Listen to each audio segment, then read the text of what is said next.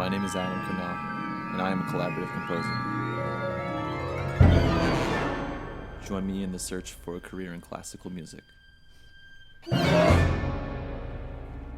This is the Making Noise podcast. I can hear you beautifully. Can you hear me? Yeah, you're good. Oh, it's fantastic. Dude. I have a microphone here out of view, so hopefully my levels look good on my end, so hopefully you're good. Oh yeah, I can hear you clearly.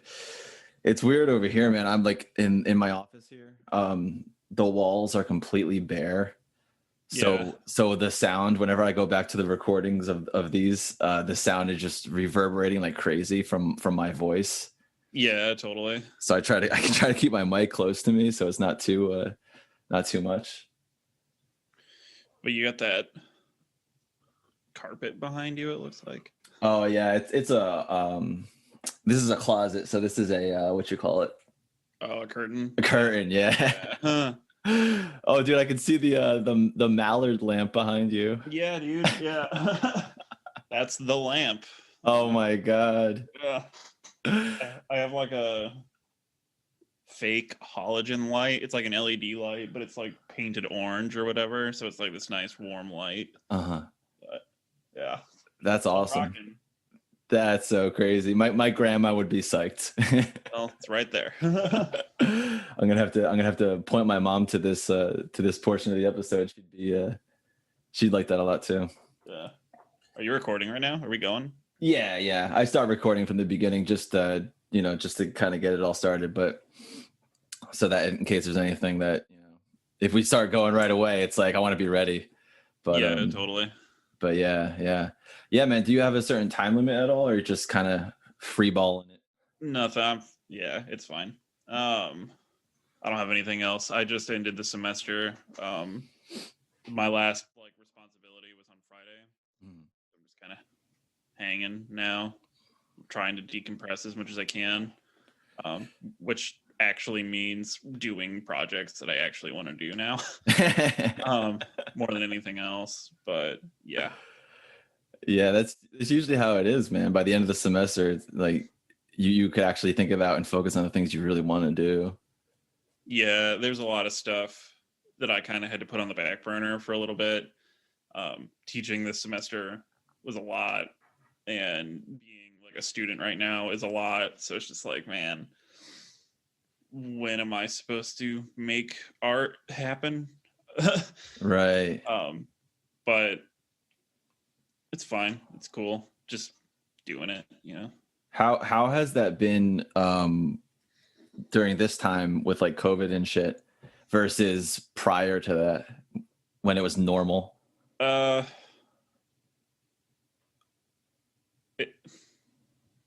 It just feels so different. I don't know how my time has really changed. Like I can't objectively tell you like I'm busier or not, but it feels a lot more in a lot of weird ways. Like I feel like I might have had a lot of pointless meetings in the past, but like really long Zoom meetings are just so soul crushing that like no matter how brief they are, it's just like you feel it harder most of the time. So I mean, some things are awesome and really beneficial and fun, but it's just like it's a totally different game. Yeah. There's that Zoom fatigue is like totally real. There's like tricks that I do to like kind of get past it. Like I'm looking towards my camera right now, but I'm not actually looking at anything. I have my screen completely blank because I found that like staring at somebody that's not actually like giving me like real feedback in like a normal kind of way doesn't help. So by not looking, it's kind of like I'm on the phone, which I find a lot easier than staring at somebody who's not really staring back at me. So just like finding kind of tricks to get through it. But then there's also stuff that's like particular to my situation. Like what I was teaching this year was like new stuff for the university that's like never been here. And then I had like a 3-hour seminar at the end of like an 8-hour day that just like was soul crushing. By the end of it, I just wanted to like take a nap. So yeah, there's a lot of stuff that just like piles on that now that the semester's over. I'm just like, like I was bored for the first time in a long time the other day, and I was like, this is awesome. I really love this. So yeah, and then like reading the stuff that I want to read and like not feeling guilty about it, and like listening to the music that I want to listen to and not feeling as guilty about it. Because I'm also doing my PhD stuff, like my quals and everything right now. This is my year to do all my exams and stuff. So at the beginning of October, I think it was when it was, we had like our literature exam, which is like a needle drop exam or whatever, but it had like 200 pieces on the list. So just like familiarizing yourself with like a ton of music from forever, most of which is stuff that I would never really listen to on my own time. And I don't really care about, like, to be honest. So it was kind of like, oh, I gotta listen to this Brahms symphony for the 100th time just so I remember it. But right, which was like fine and rewarding and cool, but like when you then are like, oh, I want to listen to something else, you're like, but should I? Because I feel like I should study instead, which is kind of weird. So it's nice not to have any of that kind of stuff right now either. Yeah, it's been crazy. Well, I appreciate you wanting to jump on this call with me, though. Yeah, totally. Just like stuff like this is cool. Like, I'm down for this, you know. And you know, even though it's the end of the semester anyway, but even if it wasn't, I would still do it because this is like the cool stuff that I do want to do. Right, that's cool. Yeah, well, just know by the end of this, we're gonna do a 200-piece needle drop test. So I memorized the list, like brute force memorized the list. Muscled your way through it. Well, I still have them.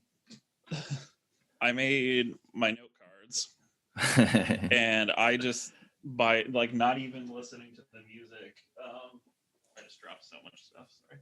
You're good. Not even by listening to the music, just memorizing what was on the list made the music part a lot easier because it was like a Rolodex in my brain. Like, this is a orchestra piece that kind of sounds romantic. What pieces are on the list that like fill that? And so it's like, well, there's these like 5 pieces or whatever, and then I can go through those 5 mentally rather than thinking about like the whole, you know, gamut of Western classical music. It like just having like knowing what the options were made that kind of process a lot easier.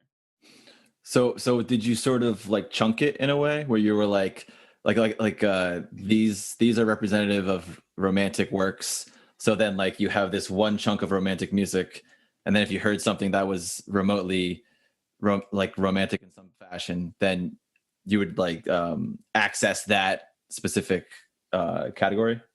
Kind of. I mean, I've been doing this a while. Like, this is my 3rd year of my PhD, so I've been in school for this for what, 8 years or something, give or take a couple, 8 or 9 years. And this is all I've really been doing for that long. And then I was like fortunate since I was 9 to be playing bass in like orchestras and stuff. So I kind of like knew a lot of it and like am familiar enough with styles and just like broad idioms of stuff that I didn't really need to think about it like that. Because like, you know, it wasn't even a thought. It was kind of like a reflex that if I heard something, like I wasn't going to confuse Mahler with like Bach or Beethoven or something. You know what I mean? Like it's Totally. just stylistically, it's not. You're familiar enough with stuff that you're just like, no, that's cool. Like I don't need to even think about it like that. So it was more of just knowing the rep rather than the particulars, dots on a page. Mm-hmm. Kind of. I didn't get 100% either, by the way. So this isn't like a perfect thing, but it helped me quite a bit. Well, I asked because have you ever heard of the book Peak by Eric Anderson? It's this this guy who has been studying memorization techniques for a long time. I don't remember, like the Magic Castle or whatever kind of stuff comes from. What's that? Like you memorize rooms or something. Like you imagine a building and the rooms inside of it, and you like walk through it. I don't remember what it's actually called, but yeah, I know what you're talking about. Like people who are professionals at memorizing things use like what you're describing. They put things into a room. Yeah. If they're trying to remember a group of people's names, they'll like associate something on their face with like a room or something, or like yeah. No, this guy didn't do that. It was like in the 80s or something. He took a bunch of college students, and at the time it was like wide knowledge that people can only remember 7 digits, which is why phone numbers were supposedly 7 digits. And what's that? In the US they are, yeah. Well, yeah. And so he worked with this one student for a while who was an athlete, and that was important for the study because athletes have a tendency, like, you know, they're trained in a way that they repetitively do something to the level of expertise. Mm-hmm. And so in working with this guy, he was able to get him to the point where he can recite like 20 something digits in one sitting. And then it got all the way to the point where people were able to recite like 80 digits. And the whole point of the book actually is to point out the idea that perfect practice deliberate practice, he calls it, where you focus on something specific as a way to effectively learn what you're trying to do, and having mentorship from an expert in the field is like the ideal situation in order for someone to become a professional at something. Mm-hmm. And part of it is he also dispels the whole idea of like the whole 10,000 hour rule. Yeah. So that's why I asked about like how you sort of categorize what you remembered with the 200 pieces, because it made me think of that book. Yeah, I don't know.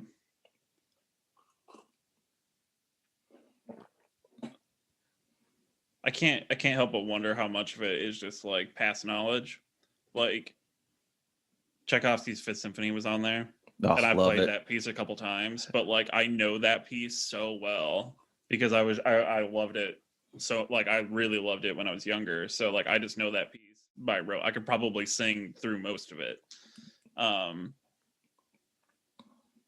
So there's stuff like that. Like I don't think I even listened to that piece this year because like I didn't need to. I was like, no, I'm cool. Or like Music for 18 Musicians, like right. Einstein on the Beach was on there, like that kind of stuff. Like stuff I like you could know pretty well that you wouldn't even bother. But then there's like I don't really know Brahms music like at all. And it's just never really like appealed to me that much. I don't really have a good reason. I mean, what I'm about to say is kind of sacrilege, but like my way of remembering a Brahms piece when it came up was it's like Beethoven but boring. And like I don't know why that. I don't even really believe that, but like keeping that in my head anytime a Brahms piece came up when I was practicing and stuff, I was just like, oh, there it is. Right. It's definitely interesting, like how each of us connects or relates to certain music. Where I mean, I know Dai Fujikura like vehemently hates Bach.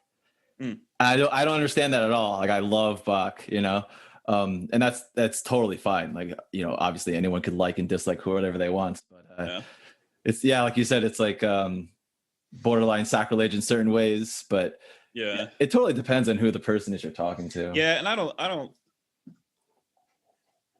don't say stuff like that to be like contrarian or anything like that. It's just what gets me going and what doesn't. Like I don't believe in guilty pleasures. Like you like what you like and it's cool. And if you can like really talk about and articulate why you like something, then it's cool. Like it's fine with me because I think that's an interesting conversation. Like if somebody's like, I really like schlocky terrible B movies, but then they can like tell me why and what it is about them that they love, I'm like, hell yeah, like that's awesome. Like if that's your thing and like that's your thing, it's cool.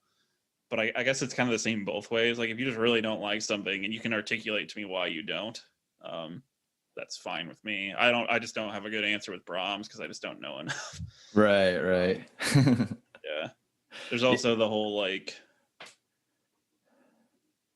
history and like romanticized sort of like stories about like that period of music too that I think is kind of weird. I don't know. I'm trying to broaden my horizons as much as possible. So listening to like Germanic orchestra music from the 19th century, as good as it is, just, I mean, I've been doing that a while. I've been playing in orchestras for a long time. So it's just like, it's just not appealing to me right now. I don't really, Well, I totally know what you're saying, man. Because like when I was in high school and I was playing a lot of like Children of Bodom and what else was I playing? A little bit of Winter Sun, but that music's way too hard for me to play. Yeah. But like a lot of that music is like 5/1 5/1 chord progressions, you know. So then by the time I was in college and learning even more about classical music, I was so worn out with the dominant tonic relationship by then that a lot of the music didn't interest me as much, which I think is part of the reason why I started getting more into like atonal, you know, like completely removing the idea of resolution and whatnot. Yeah, I don't know. I think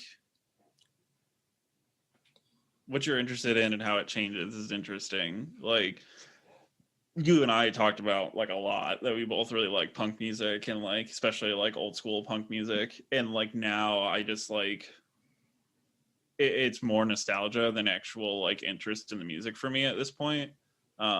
I still like love it, and I like if it comes on, like it's awesome, and I still like have all my books and like know the history really well, and I have all my records, like whatever. But as far as what I listen to on my own time, it's just not there anymore.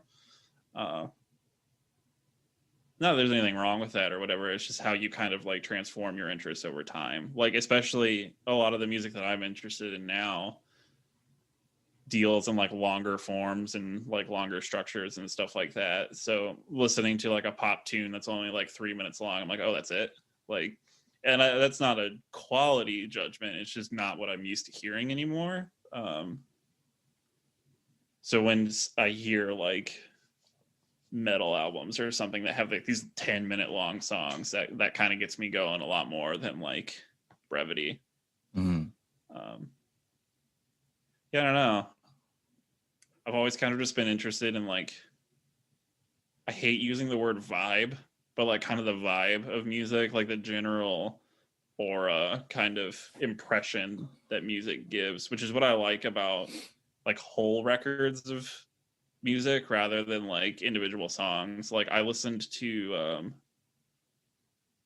I listened to Tycho a lot. He's like an electronic artist. But how he constructs his music as like whole records rather than like individual songs, I think makes the whole thing a little bit more rewarding.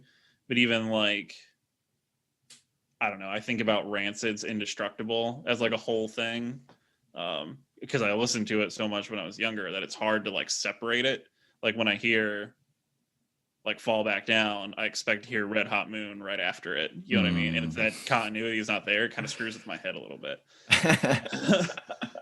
Which isn't like a note to note kind of thing. It's just like this whole like impression that I have of it that like I can't really get rid of. So sometimes when I listen to those records or like listen to music from when I'm younger, I have to listen to the whole thing. So it does become like a whole hour or something, which is fun. I don't mind doing that. But I don't know if that music was made like to be like that. Probably not, but whatever. Like punk music or just just miscellaneous short form pop in quotations music. Right. Yeah, I don't know. Well, I definitely with your music especially, like what you said about feeling the vibe of the music, I mean that's definitely there. And that like listening to that piece that you put out recently, the like 3-hour one, was it Messy? Yeah. And then that orchestra piece you wrote for BG, like was it this past year? The one that they did at the New Music Festival? Well, that one too, actually. But I was thinking of the one you did with Alex. Oh, the grid piece. Yeah. Yeah, you could definitely sense it's that. called Snow 1964. Oh, I'm curious about that, but I have a weird question before we get into that. But have you found any pop music that actually does what it is that you're interested in with like this long form sort of experience, like you said, like an album or something, or Yeah, there's stuff like I mentioned Tycho, his not first three, but his like second, third, and fourth records. They're a trilogy that are like related to each other. And I think he wrote like on his blog or something a little bit more of like the music theory note to note relationships between the records, like a little bit, or just like in general, like this song is like paired with this one, that kind of thing.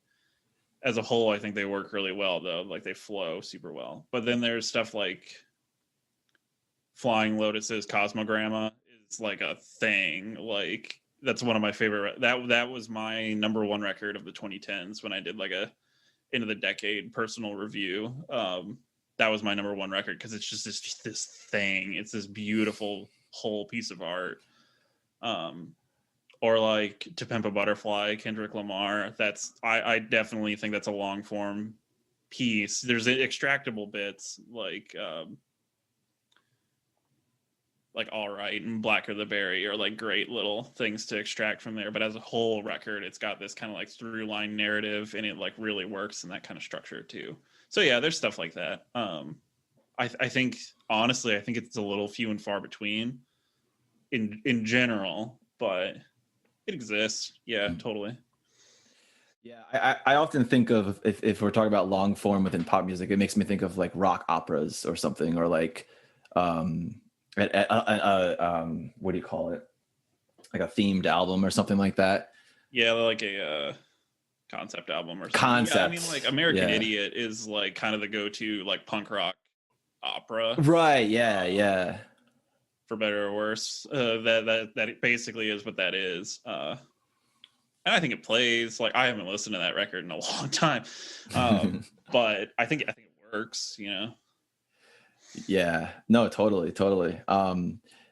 It's funny with I recall you put on the Flying Lotus record a couple times, or maybe at least one time at your apartment in BG. I'm sure I did. Yeah. Sure if you've heard it, if you've been to my apartment and we've been having drinks, you've heard it. Oh, totally. Yeah, I know. I remember jamming out to it one time. Like we were sitting at that little table right there in your kitchen, or whatever. I don't know what the hell I guess it's the dining room, but because there was one song off that album that I know. I don't know the name of it, but I just know the song. Yeah.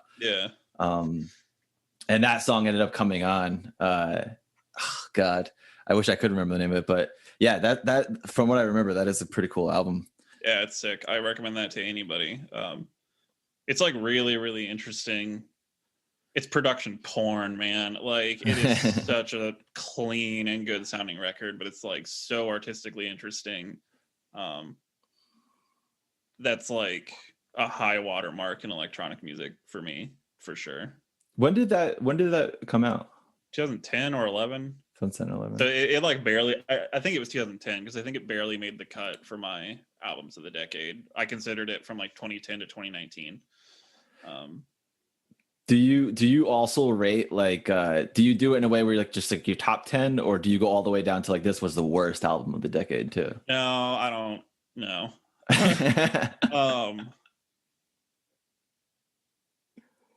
Okay.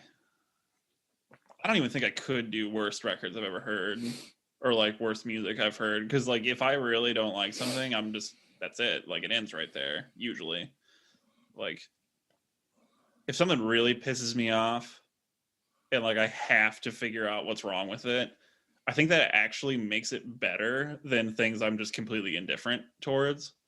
Like if it's just like nothing, that's almost worse than me being like really angry.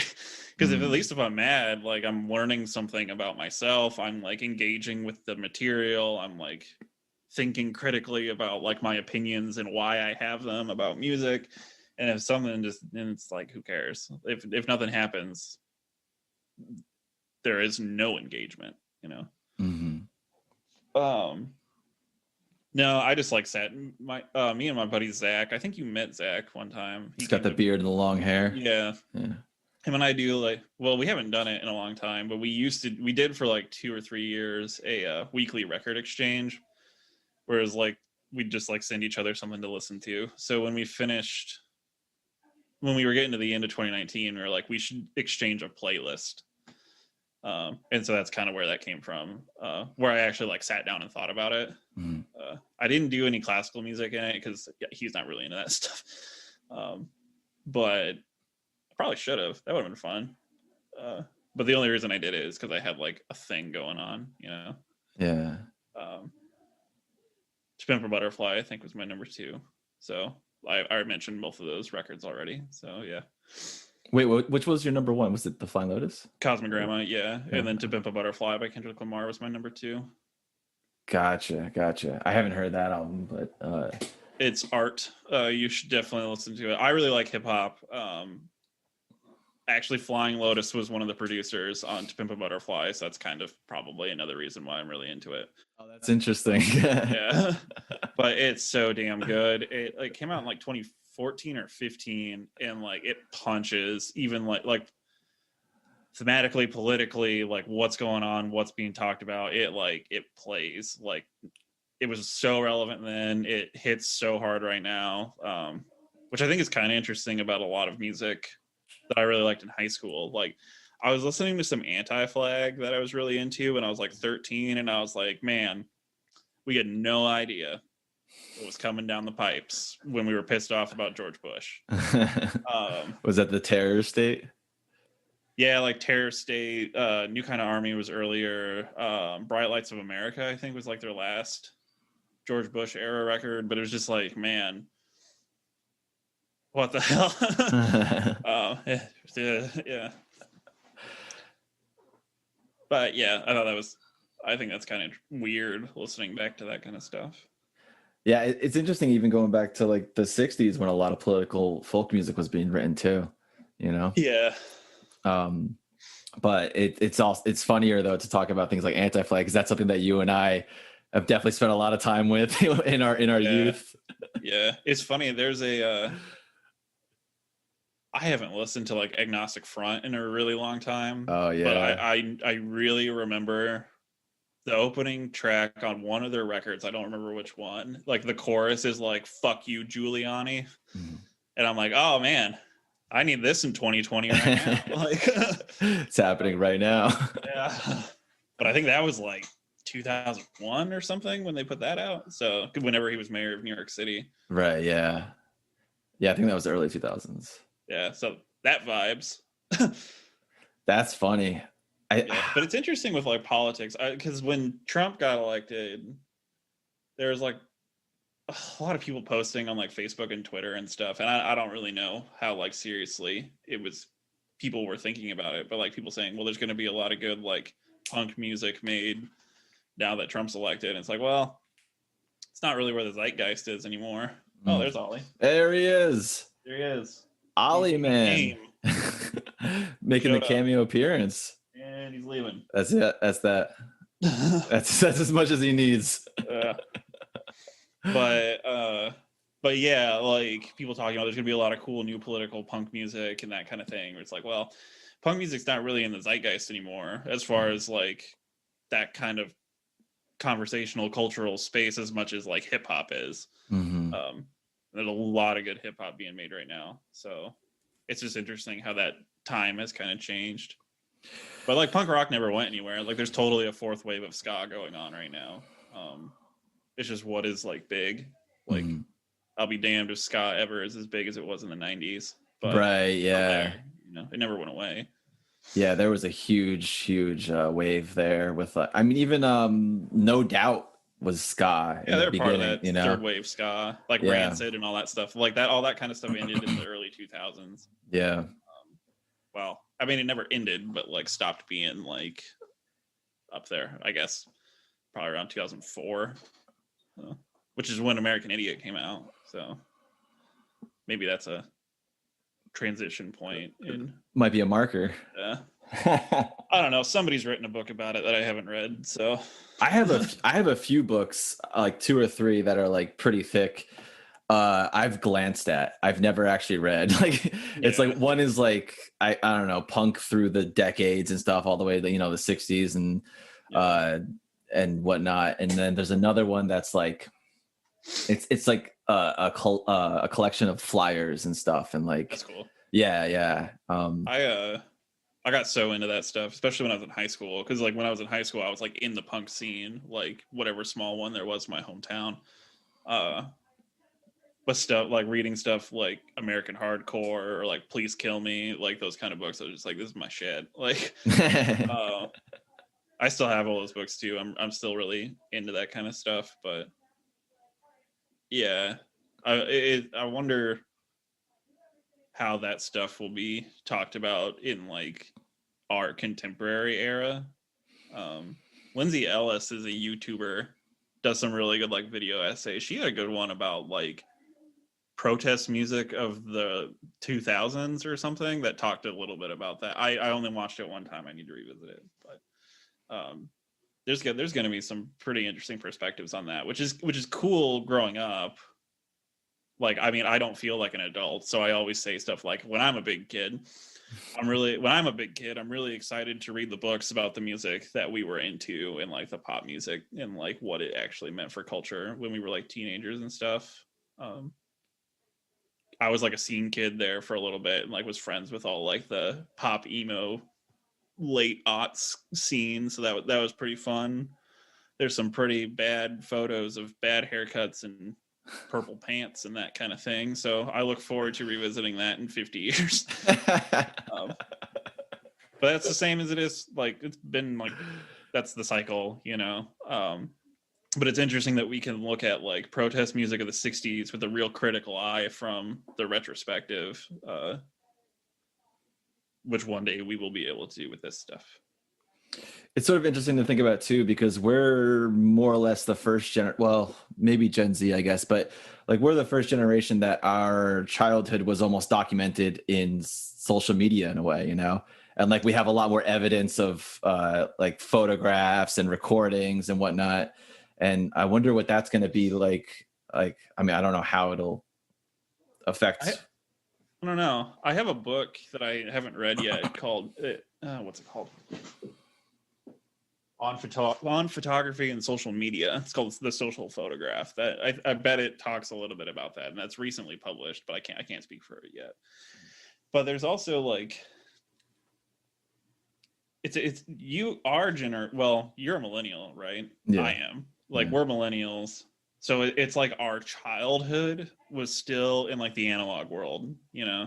And then our adolescence became like social media in like digital space, or like Zoomers, Generation Z, I like calling them Zoomers, are like digital natives, I think is the term, where it's like technology, the internet, et cetera, is ubiquitous. It's like, it's a given. It's like part of that culture. Like I didn't have internet in my house for a long time when I was a kid, like, but now that's like, oh, it's exceedingly rare. I mean, there's certainly people that don't have access to internet. That's like a real thing, and that's like a real situation people are in. But I think it's safe to say that in general, that's kind of the situation going on. And, you know, who knows what it's going to look like, because it's weird with us, because with the transition into the digital age, there were people trying to figure stuff out. So like film photography, like I think a 35 millimeter negative has like 6K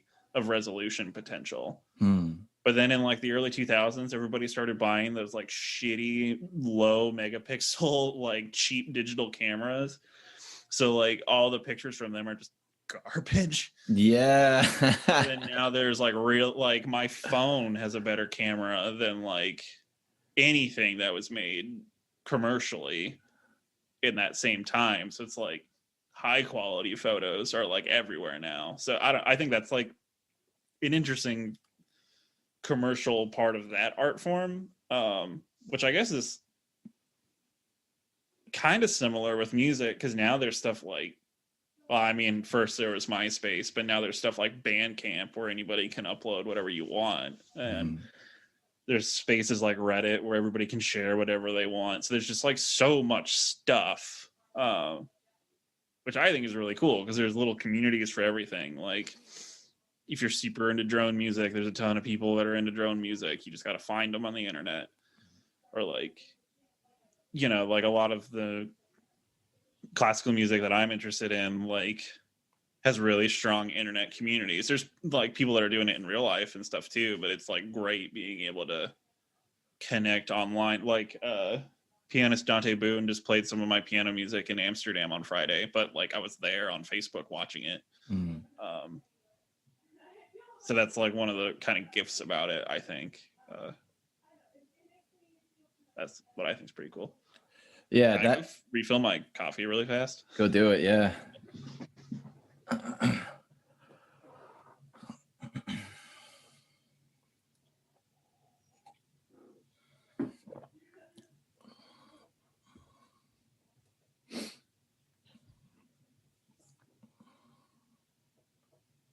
Ollie, can you hear me? Ollie. You're scaring him. I can be scary sometimes. Yeah. That's definitely something that I've found really interesting is how much more access. I mean, like obviously within the last 15 years since the iPhone was invented and stuff, access has been growing, I guess you can say. I don't even know what you say to that. We've had more access to things. And then now since the pandemic, it's like we have even more access to things that were previously more exclusive. It's like you can watch, I don't know, the Berlin Phil or something because no one can go to the performance. Or like you were saying, like pivoting and yeah. So I really wonder how we're going to transition out of this when things start to align back to normal in a way. Yeah. And if this Zoom sort of setup is still going to be a thing, you know? I wonder if it's more like objectively if the access has gone up. I don't know. There's some somebody's going to write a paper about that one day, but how do I even say this? Like, I wonder if like engagement is actually higher. I wonder if like participation is actually higher because I can speak like anecdotally if like actually no I can't because I don't know. I feel like I've gone to less shows even if you count online ones this year than I usually do. But I don't know. I haven't really thought about it. And I wonder if that's because the experience is different or if I just like actually haven't done it.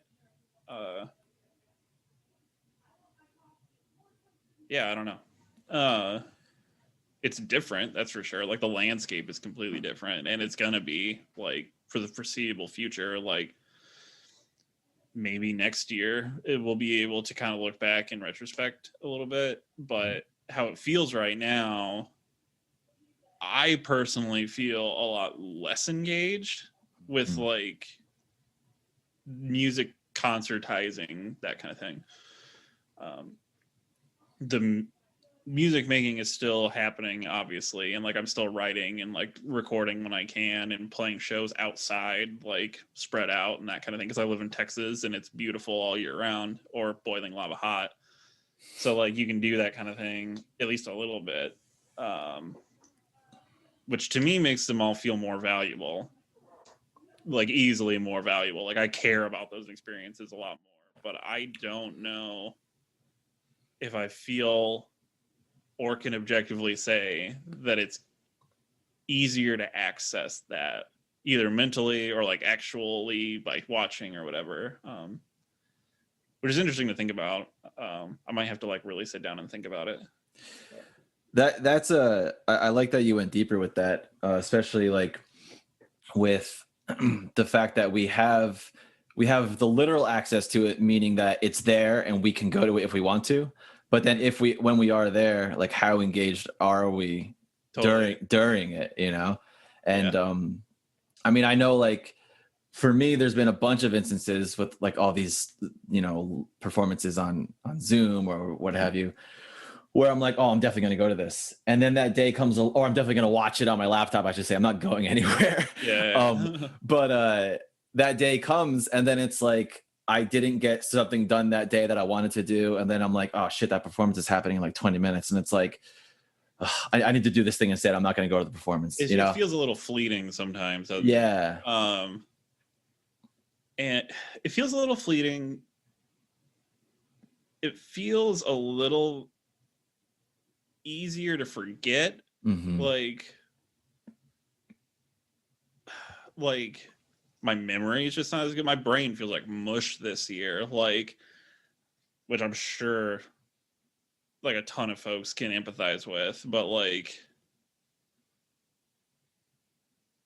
I just don't remember stuff like I did last year. Like I keep a calendar and stuff, but even then it's harder to keep track of. Like my academic work wasn't as strong as I feel like it usually is. Like it's just tough right now, man. Like people gotta, some folks gotta worry about paying the bills and eating food, and sometimes you could give a shit about whatever concert's going on because there's like real material things that I think people are feeling in ways they weren't before. Yeah. I'm really fortunate that I have like a stipend, that like I have a contract, like whatever. And like I'm fortunate that Cayman is like working and like all that is fine and we're like totally good, but like some folks aren't, and that's really tough. Like, and I just can't imagine that. Like, if I was in that position, I don't think I would even care, Mm-hmm. Like when somebody's like, well, how many concerts have you been to? It's like, what do you mean? I got to feed my family, So it's like, I wonder, like, there's a lot of that too. That makes that sort of space challenging, especially for our friends who are like performers. Like, what gigs, like what shows are you playing really? I know there's stuff like Bandcamp is starting to do like a streaming platform. People do stuff on Twitch, like YouTube. You can send like tips and that kind of thing. I can't speak for like the monetary sort of gains that you can get from that or like whatever, but probably definitely not the same. Like, if you're in a string quartet and most of your money is made off of weddings, like, that's not really the situation. I mean, I'm sure people are still doing that, but like not in the same sort of capacity as before. And I think there's a lot of people that are doing that stuff, not really because they even want to, but like you got to eat, you got to keep your career going as much as you can. I'm sure there's people that are playing weddings that don't feel safe doing it and don't want to do it, but they got to keep the lights on. So I don't know. It's kind of like every single component part of the whole thing can be analyzed in a way that I don't feel like we did before, or at least not as much as we could. Which that's something I've been thinking a lot about. Even like the last couple of years, that's something I've really been thinking about. But especially this year, like what are those things? I kind of realized probably like 2 or 3 years ago. I think I actually put it on my artist statement when I was applying for my PhD, that like my fundamental artistic drive is I want to do cool shit with my friends. And like sometimes I could care less about the actual music, which makes this situation really weird because you're not like doing stuff with people the same way you were before. I got sneeze. Sorry. Don't worry, we can mute that. What? We can mute that. Because like I'm not doing that sort of, like I'm not going to shows like I used to. Like everybody who's ever been to, like anybody that's been to music school has been to concerts. They could give a shit what was being played. It's about like your friends that are doing it, being there, hanging out, that kind of thing. And to me, that's like my favorite thing about being a musician, engaging in the art world in general. I'm rereading Christopher Small's Musicking right now, where he talks about like what is like the ritual practice of like concertizing, and like he really analyzes it through like what is Western art music, like a conductor and like that kind of thing. But the fundamental question is like, if you look at like what is really going on here in like a concert situation, which is where a lot of our music is experienced, all of those components are different now. People try to hang on to them. Like a friend of mine had a recital that I ran like sound for a couple months ago. It was just me. I was the only person there, and they like still came out to bow to a camera. You know, it's so weird because it's just not the same thing, but we're hanging on to those little pieces of it. So it's interesting to think about like how that stuff's changed. And with what I was saying about like my favorite thing is just doing it, everything about just doing it is different. Like you're not with your friends in the same way. My ensemble that I run here, the electronic ensemble, we did our first show and I just like ran it. It was fixed media pieces that the people composed, worked in smaller ensembles, writing group projects. They all did their own visual stuff. It was a really cool show. But I premiered it on Twitch, which the Twitch chat was like exploding during this whole thing. But it's like, you know, you can't help but wonder, it's like, are people paying attention to that or the music, or is this what musicking is now at this moment in this space kind of thing?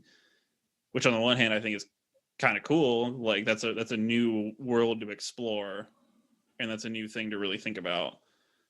But it's just weird because it's like it's different. It's not what you're used to at all. And it feels a little unnatural. Like I like going to shows because I can like chat with my friends and like talk about it after the fact, but also because I'm able to tune everything else out. Where if I'm watching a show on like Twitch or something, check Facebook, check the weather, see what's going on with NPR. The news cycle doesn't stop, so it's easy to start doom scrolling when you should be watching a show in a way that I don't think I would do if I was there in real life. Like even when I go to shows at bars and stuff, I don't really look at my phone when music's happening. I'm watching a show and like hanging out with my friends and like, you know, bullshitting about whatever's drama is going on. Like, you know, it's just not like that right now. Everything's kind of different. There's always like people sending messages, private messages to each other and that kind of thing, which is fun. You know, you're watching somebody's recital and then you get a private message from someone and they're like, oh, they didn't play that one as well. So, you know, so that's kind of fun, but it's just different, you know. I'm excited for the prospect of not having to do that anymore, but I think that will make my engagement with the digital spaces a little bit more meaningful too, because I'll go to a concert in real life, but maybe there will be a concert that I really want to watch in Germany that I can do that now too. And maybe I'll care about that more when I can pick and choose between the two instead of only having one. I don't know.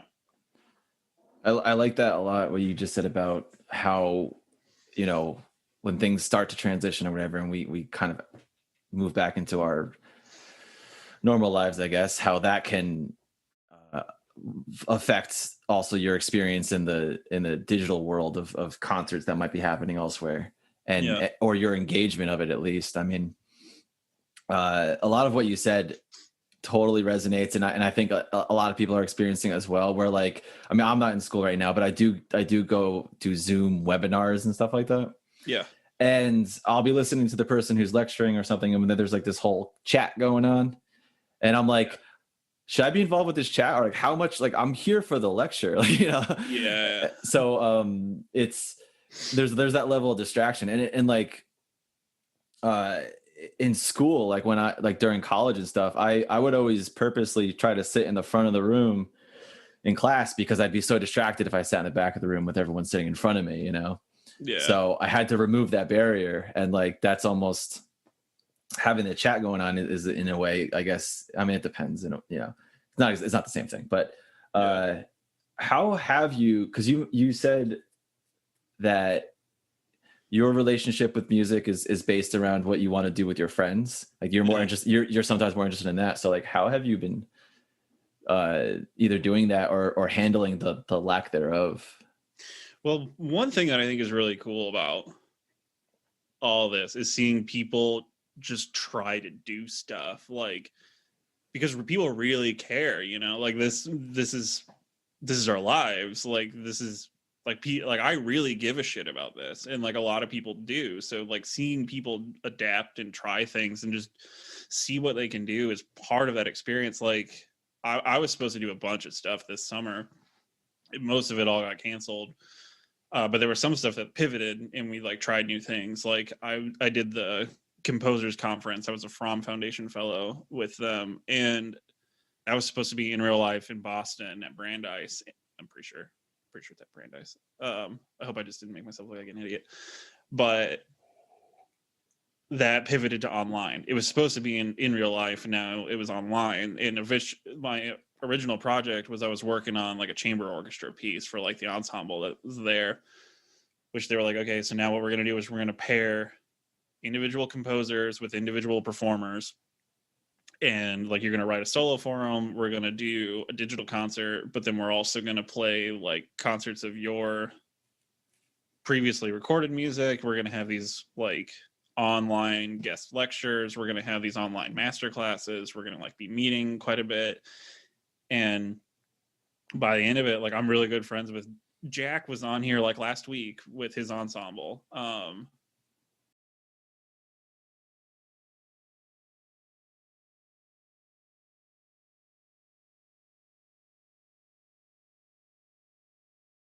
I ended up getting paired with Jack Yarbrough, who you had on last week with his ensemble.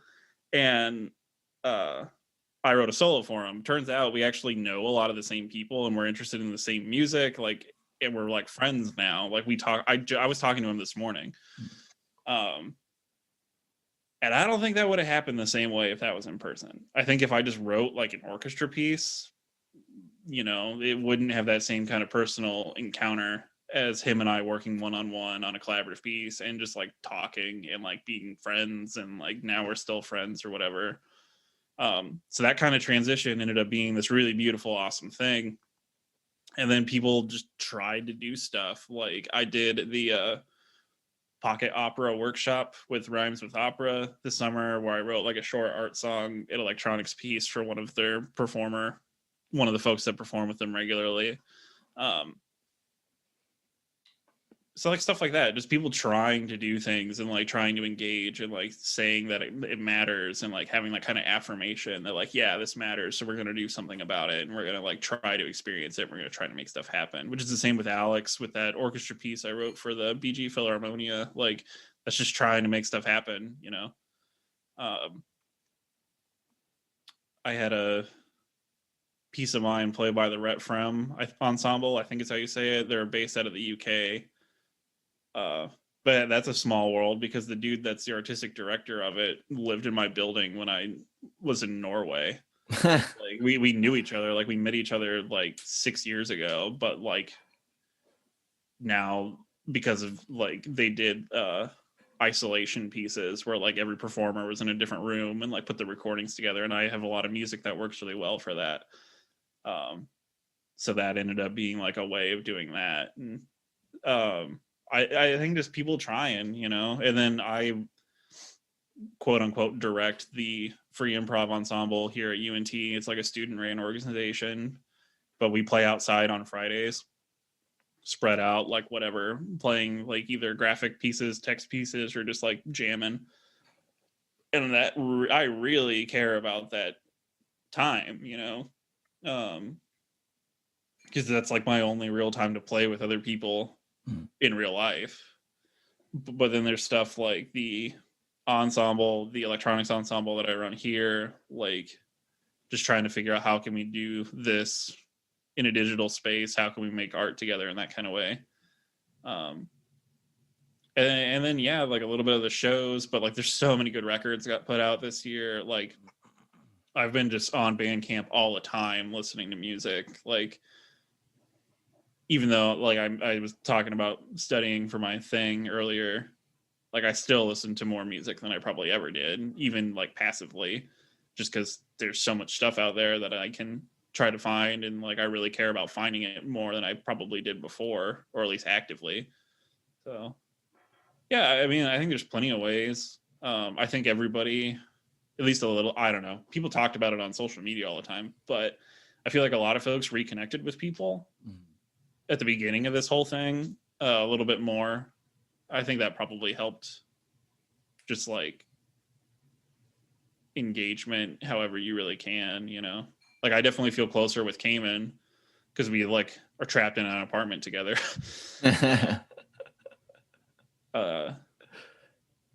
Which I guess doesn't really answer your question, but I guess there's ways, you know, there's stuff that's happening, and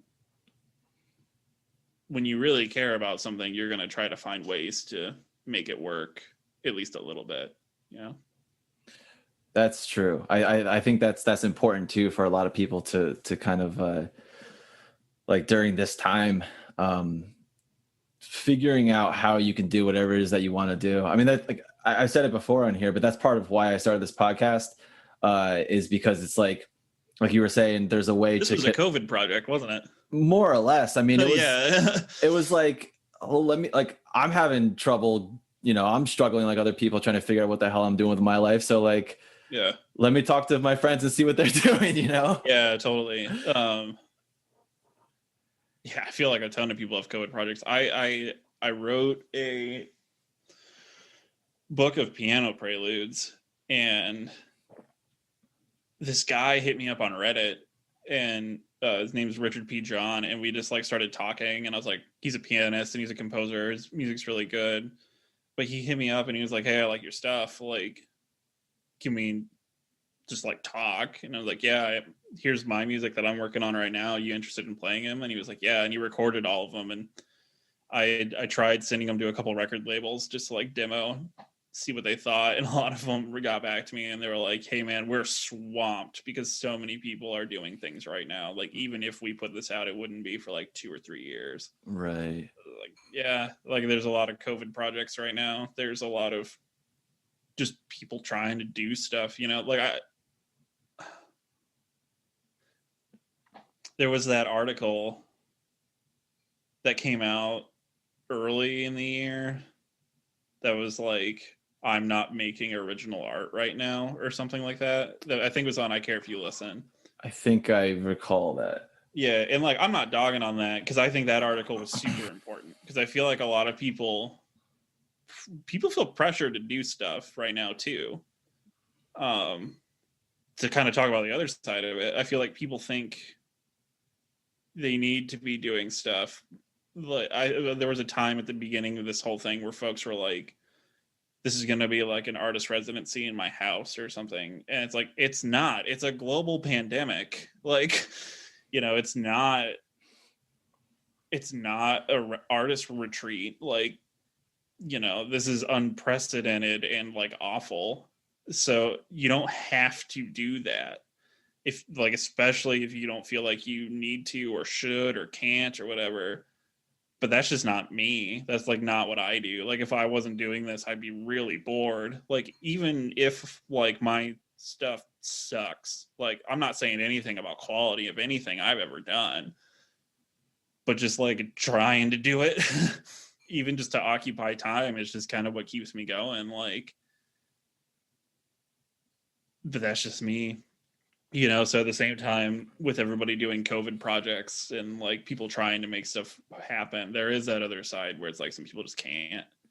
And, you know, that's real. That hurts. I don't really have a good solution for that because it's not my experience, but I think it's important to talk about too. Because I think I know a couple people that feel really stagnant because of everything going on. And like I'm kind of worried about that too. Like I start my dissertation next year and then I'm out of school. Like I don't have that safety net. And a lot of people don't have that safety net right now. It's like, well, what are you going to do? So like I feel that anxiety too. And I don't know, but this is just what I do and this is what I did. And it's been working out for me. So Yeah, that's the thing. I think people need to kind of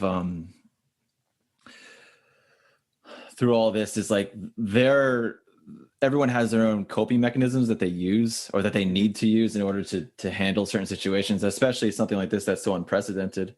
And whatever each person needs to do for themselves is what they should do. Yeah. You know, whether you view it as like an artist residency or like a time to reflect on the horrors of the world or whatever, like yeah. if that's what you need to do in order to feel present in the moment or get to the next moment, that's probably what you should do. Yeah.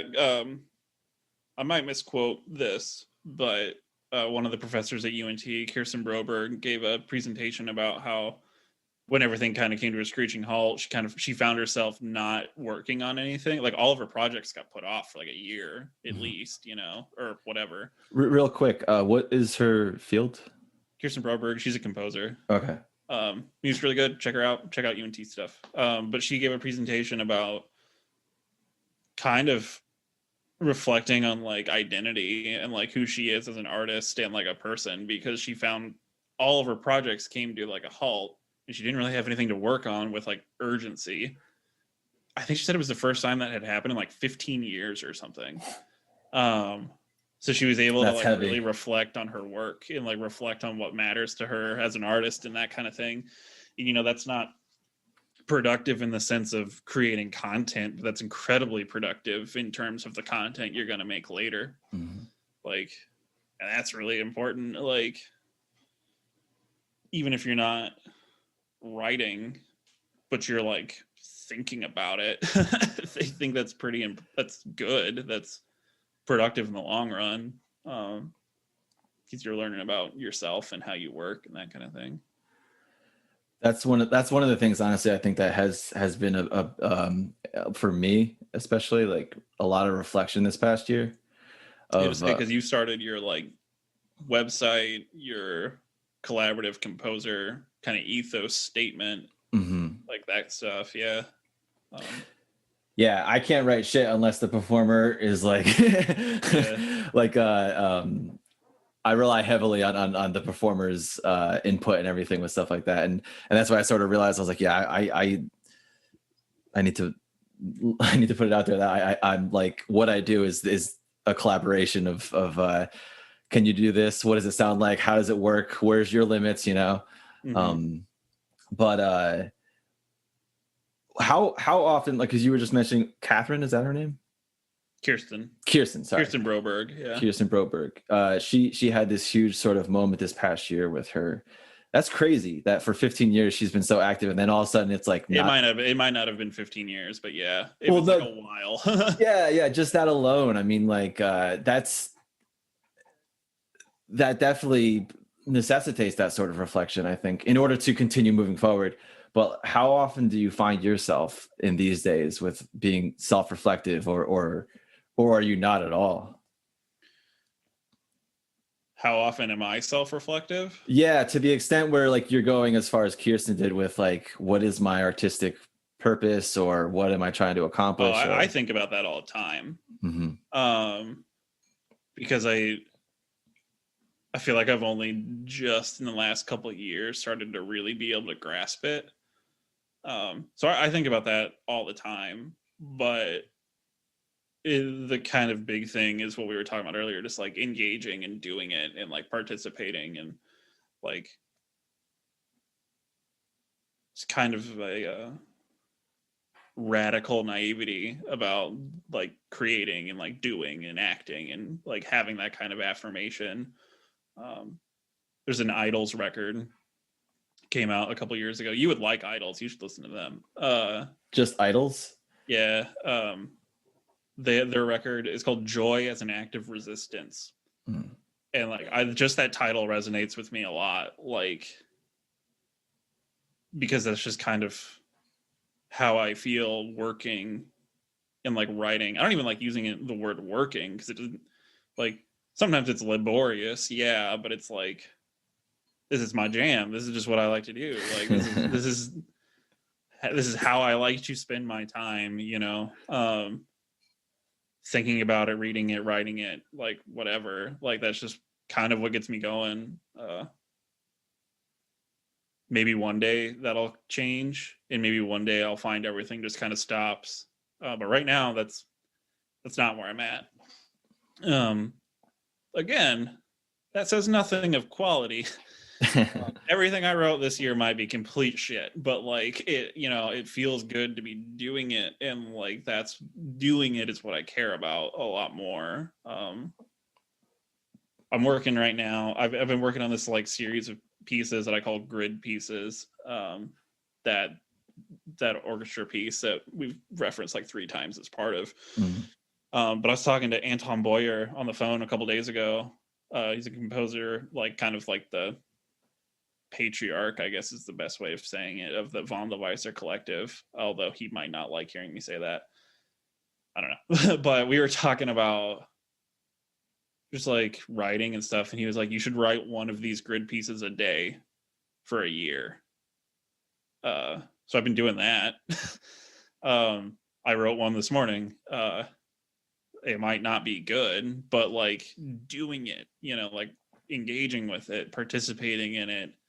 Maybe it'll never be performed, maybe it will. Like, who cares? It's that initiation of like the creative act that I love. That's it's kind of what I hang my hat on at the end of the day. And I think somebody asked me a couple days ago, they were like, how have you been so productive through this? And it's like, I don't know, man. Like, I just write. Like, that doesn't tell you if any of it's good or not. It's just, this is what I like doing, and this is my jam. And I list it on my website when it's done because somebody told me during an entrepreneurial class one time that I should. Like, it's just what I do. I finish it, I put it up, and I go to the next one. Like, yeah. I like that a lot, man. That's very like process driven. Maybe. I don't think I have a process. I just like do stuff. Sometimes like every piece is a little bit different, but that's part of the fun. So when you're like, do you feel like you're engaged? Like, yeah, that's part of my engagement with stuff, is just trying stuff. Like, these grids are part of a huge like swath of things. But that book of piano preludes I wrote, I was thinking about collections, like what is like a collection of things, and like books of preludes and etudes and stuff are kind of like the gimmies for classical music. Like historical Western classical music is like kind of the go-to for some of that. Like, I have a keyboard, whatever, so I can write these piano preludes and like explore what that means to me, which was challenging and fun.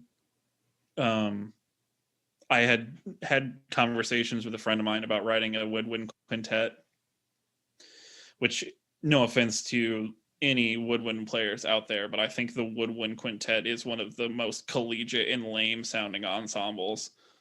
So I was like, how can I tackle that ensemble to really make it something that I like? Because I don't think I've ever heard a woodwind ensemble, or woodwind quintet, sorry. A woodwind quintet. I don't think I've ever heard a woodwind quintet that I was like, yeah, this is my jam.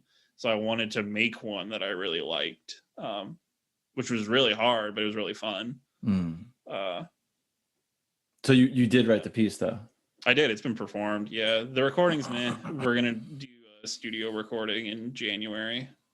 That was a fun kind of problem solving for COVID thing, because at UNT performances still happen, but obviously you have to be really careful about like space and time, and they call woodwind instruments super emitters, so you have to be careful about like keeping people 12 feet apart, only playing for like 30 minutes and then leaving the room for 30 minutes. So it has all that kind of challenges. But yeah, we did the piece. It happened. It was cool. The recording just didn't end up coming out the way I wanted it to. So we're going to do it again and get a better recording. But that was also one of my, I don't do a ton of stuff with microtones.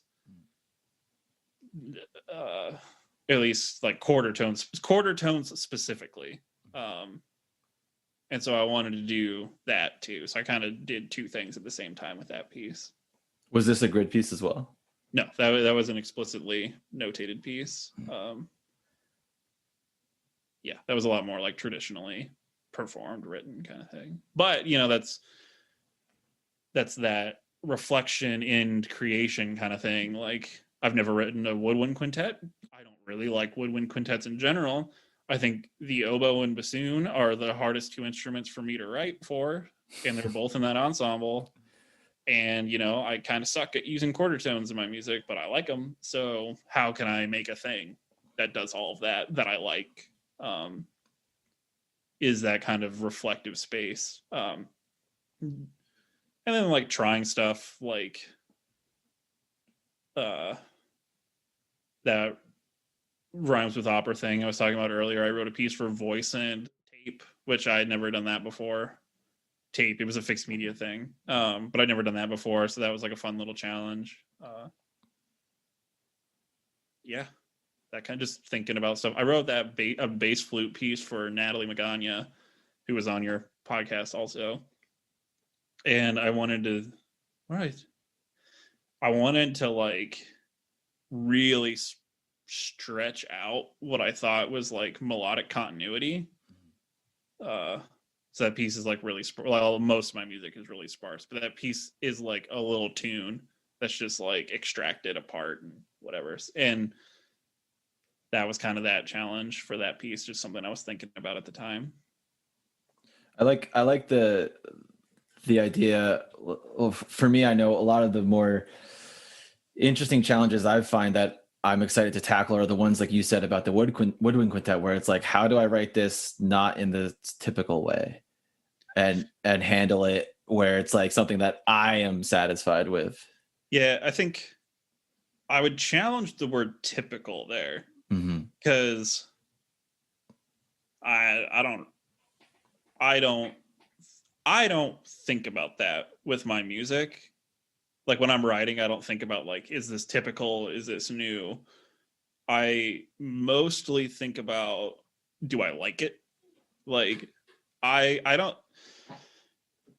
you know, I'm to go back to that quality thing. Like it doesn't mean it's necessarily good, but it's rare that I write a piece that I don't like, because I'm writing music that I want to listen to, that like I really care about, that I really like hearing. So when I was writing the Woodwind Quintet, I was like, I've never really heard a Woodwind Quintet that I like. What would a Woodwind Quintet that I like sound like? And like trying to find that out. Which I don't think is so much a question of, is it a typical use of this ensemble? Because like typical uses of ensembles are sometimes that way because it just works, you know? And I'm sure there's stuff in my Woodwind Quintet that is typical. There's probably stuff that's really naive and stupid, like why the hell is the bassoon that high? Like that kind of stuff. So, but the overall kind of sound is like, it's a piece that I want to listen to. Like it's a piece that I would like to hear. And I think that's kind of another major thing with the music that I do make, is that, do I like it, you know, rather than it's not like a disregard for the audience, because I don't think anything I've ever done or any idea I'm ever going to have is that weird and radical that nobody's going to get it. I trust my taste enough to think that if I like it, there's a good chance that somebody else is going to like it, or at least somebody like-minded is going to like it. Which I guess is like the negative part of that, is I don't think I write particularly challenging music, like orally challenging music, because I know that I'm writing for an audience that is like-minded to me, which is fine, I think. Like, yeah, I don't know. You know what I mean? Totally. No, 100%, man. And that's important too. I mean, everyone has a certain aesthetic and niche that they work within, or else like why else would you be spending time and focusing on that one thing unless you didn't care enough about it, you know? So to your point of finding like-minded people and still writing for an audience, but it's whoever aligns with your, musical interests and stuff. Yeah. And I mean, that's not, I don't want that to be like exclusionary either. Like, everybody's welcome to come hang, you know? And if you don't like it, we can talk about that, because I think that's fun. I wish we spent more time being critical in that kind of way. Like, I read this book earlier this year called 7 Days in the Art World. I don't remember who it's by, but there's a chapter in that book about the author sat in on an art critique at CalArts that was like 24 hours long or something. Like, it was like some crazy long seminar where they just like all sat in the same room like all day and like critiqued each other's work. And then like, I want to do that. Like, that sounds awesome. Like, I wish we could engage critically like that, which I feel like we do all the time with other people's stuff. Like, did you hear that piece by so and so? It sucks, doesn't it? Rather than like, hey man, that piece you wrote didn't really work so well, did it? Like, you know, you don't have that kind of direct conversation, and I like when that happens. I had a piece posted on YouTube not that long ago, like a couple days ago, and this guy was like, I like this, but not this, this, and this about it. And like, I was like, cool, yeah, let's talk about it. And we had a little conversation in the YouTube comments, but like, I like that. Like, I like that kind of back and forth. I don't think it's like, as long as people aren't trying to be dicks, like as long as somebody's not trying to like hurt your feelings or something, and it's like, we're actually having a conversation, I think that stuff is really fun. I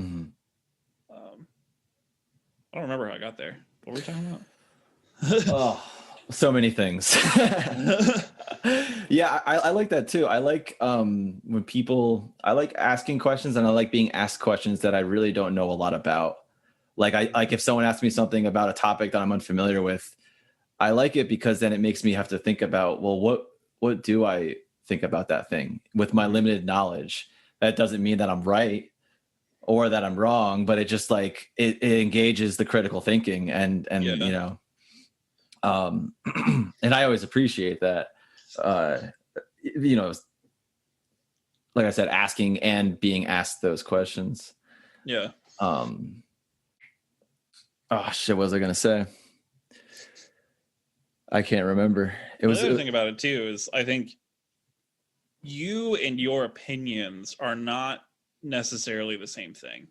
Like, you can change your mind and you can like learn, and like, that's what an intellectual life is, you know, like you engage, you think, you read, you talk, you change your mind, you learn, like whatever. Like, it's not that big of a deal. Like, you know, right now I really don't like the new Star Wars movies.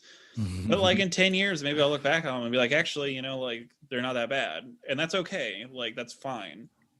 And it's the same way about like any kind of artistic practice. Like, you can grow and change and like engage and like say something, and then 5 years later not feel that way anymore. Like, a lot of the music I was making when I started like writing experimental music was like text scores and graphic scores and that kind of thing. And then I totally stopped doing that and like kind of actively like shat on that kind of thing. But now that's my jam. Like, I didn't realize, like, I didn't know what I didn't know. And so learning and figuring out what I do know and what I do care about, what I do like, through those challenging conversations and like really talking about it and stuff, that makes you more engaged with your stuff, but then everybody else's. And then if somebody has a point that can convince you, you don't need to be like defensive about it. It's just talking, you know, like it's that kind of just engaging critically with your own opinions, you know. Yeah, I like that a lot. I mean, it's sort of an interesting thing. I've noticed that a lot of people seem more reluctant to give their view on something. Like, I've had conversations with people and I'll ask them a question and they'll be like, oh, I don't know enough about that to talk about it. And I'm like, that's okay. I don't know anything about it either, but what are your thoughts about it? Like, Yeah. I just want to know what you think. I don't want to know what someone else thinks that you're telling me, you know? Yeah, true. Like, you also, yeah, what somebody else thinks that you're telling me. Yeah. But at the same time, like, your opinions are generally a synthesis of what you've heard and read and what you agree with or what you disagree with. Totally. That's what intellectual inquiry is too, like taking other people's ideas and mouthing them into your idea. I don't know, but I mean, that's kind of what makes friendships like valuable, is how you like back and forth engage with those kind of things. Like when you're close enough with people to really talk about stuff, or if you're just like two kind of people that can really dig into something,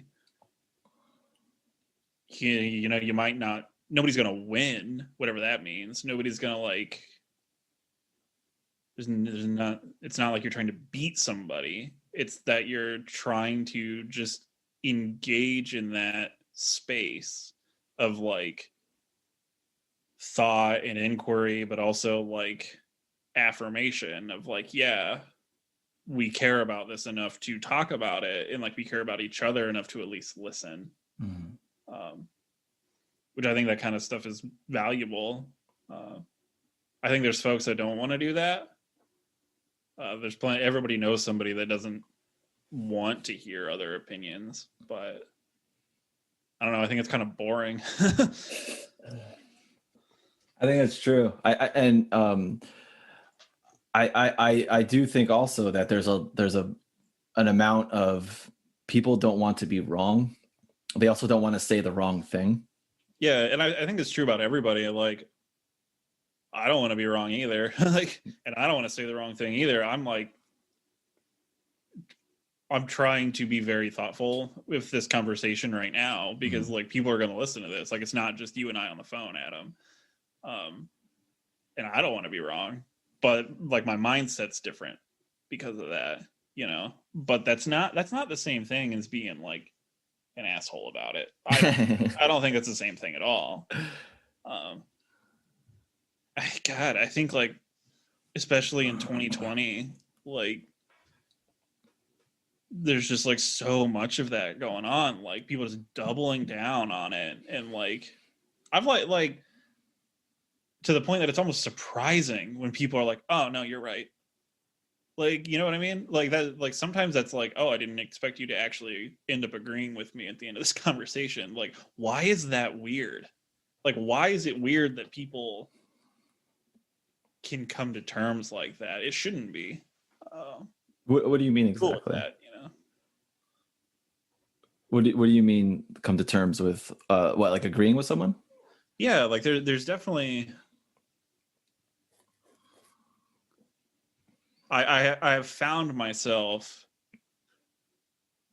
sometimes surprised when like I disagree with somebody and we get into like a conversation about something, and that their opinion changes because like they agree with what I've said. Because I'm so like, I feel like everybody's so used to people just like doubling down. I'm like, no, this is what I think, and I'm not going to change that no matter what you say. That when people are like, oh, you're right, I was wrong, that like that's kind of weird.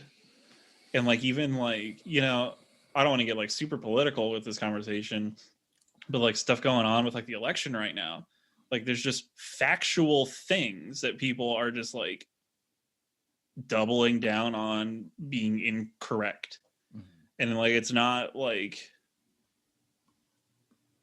I just don't get it. Like I just don't understand why folks can double down on just like falsehood like that. Like, but I think that kind of permeates in a casual conversation. Like, you know, I don't like the new Star Wars movies, and if I get into conversation about it, like I'll find myself doubling down on how much I don't like it, while that person is doubling down on how much they do like it, and it doesn't go anywhere. It's just us yelling at each other, and like maybe that's entertaining, but it's also like not the most healthy way to look at the world, you know, because it does bleed into other stuff, and then you just start ignoring reality at a certain point. If you take that to its logical conclusion, you'll ignore facts. And like people saying like coronavirus, it's not even as bad as the flu. That is factually incorrect. Like it has been demonstrated to be incorrect. Or like people are saying like, you know, oh, I don't get enough oxygen when I wear my mask. That is factually incorrect. Like, that has been demonstrated to be incorrect, but people just like don't want to hear it for whatever reason. And so it's when you talk about art, it is even more strange, I think, because somebody liking X piece and somebody not liking X piece is not going to result in somebody in a coma. You know, it's a piece of music. It's not that, the stakes aren't that high.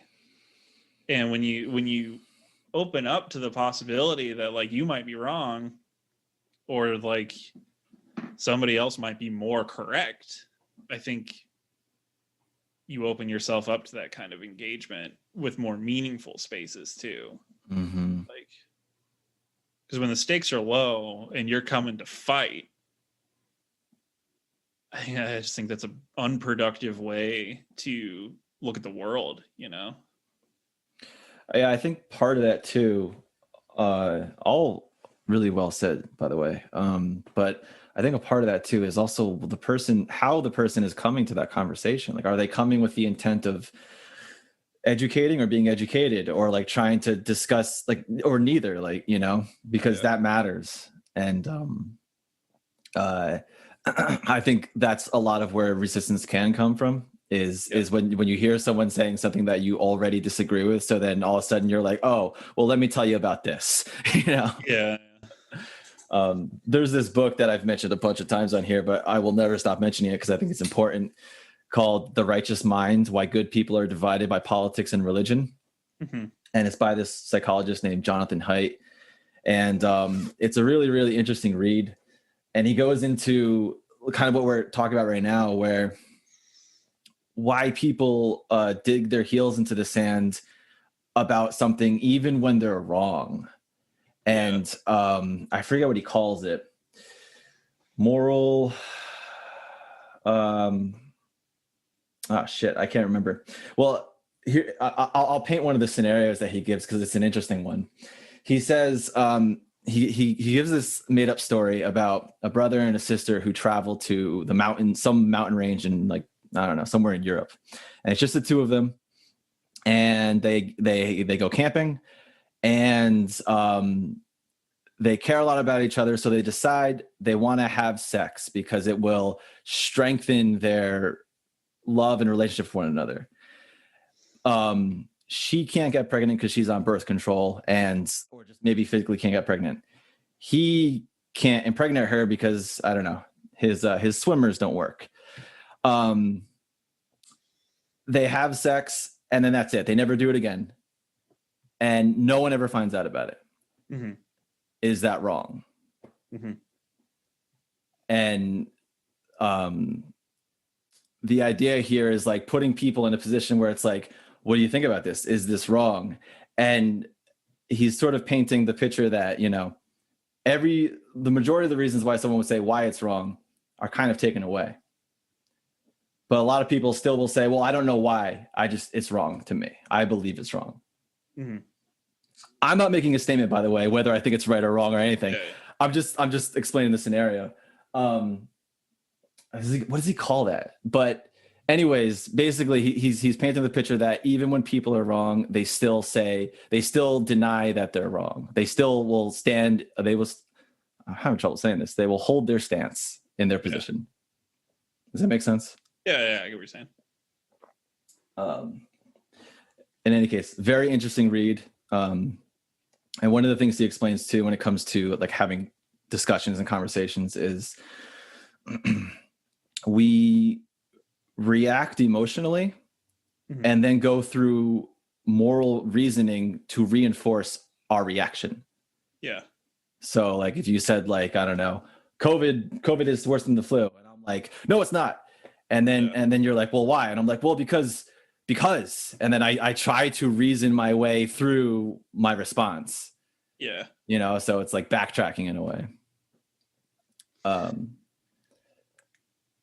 Yeah, I can't help but wonder if that example that you gave,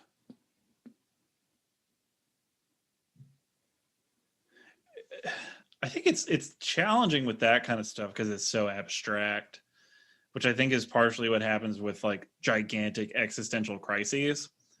Like it's kind of abstract to think about. Like, you know, almost 300,000 people contracted COVID like the other day, you know.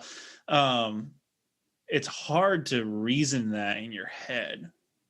And so I think like when people double down on that, maybe it's like just because you just kind of can't, so whatever, you just kind of default to something and dig your heels in. I don't know. I don't get it. Which maybe with like the example of the people that you were just giving the hypothetical about, and maybe it's like similar to that. Like you can't really know because it's too big, or in that case, it's too particular. It's too abstract that it's just, I don't know. It's a weird scenario. Even, you know, like you're saying, people having trouble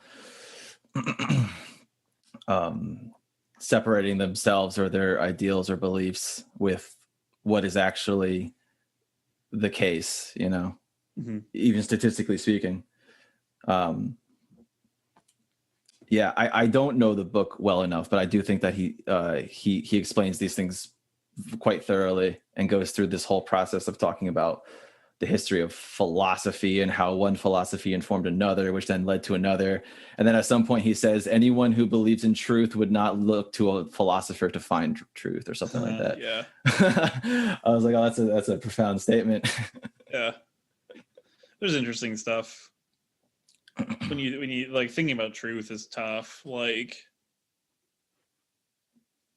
eyewitness accounts are like terribly inaccurate. Like, yeah, human perception is so easy to manipulate. Like you can plant false memories into people. Like, so yeah, it's who's truth sometimes, but I don't know. Like,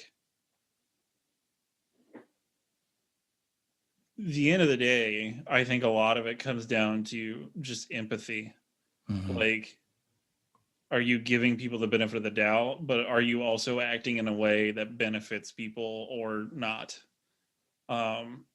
Which I guess that's my biggest issue with this whole fucking mask thing, is like, it doesn't actually do anything to you. Like, where, like, well, I mean, like, I guess there is self-preservation or whatever, but like, it's not that big of a deal. So you're acting against it is just entirely out of your own force of will, not some sense of even necessarily self-preservation, maybe, or like what, but it's just like, and it's not about you. But even when you think about, like, you know, politics on the one hand, but even like when you talk about art, like, are you engaging with it in an empathetic way or not?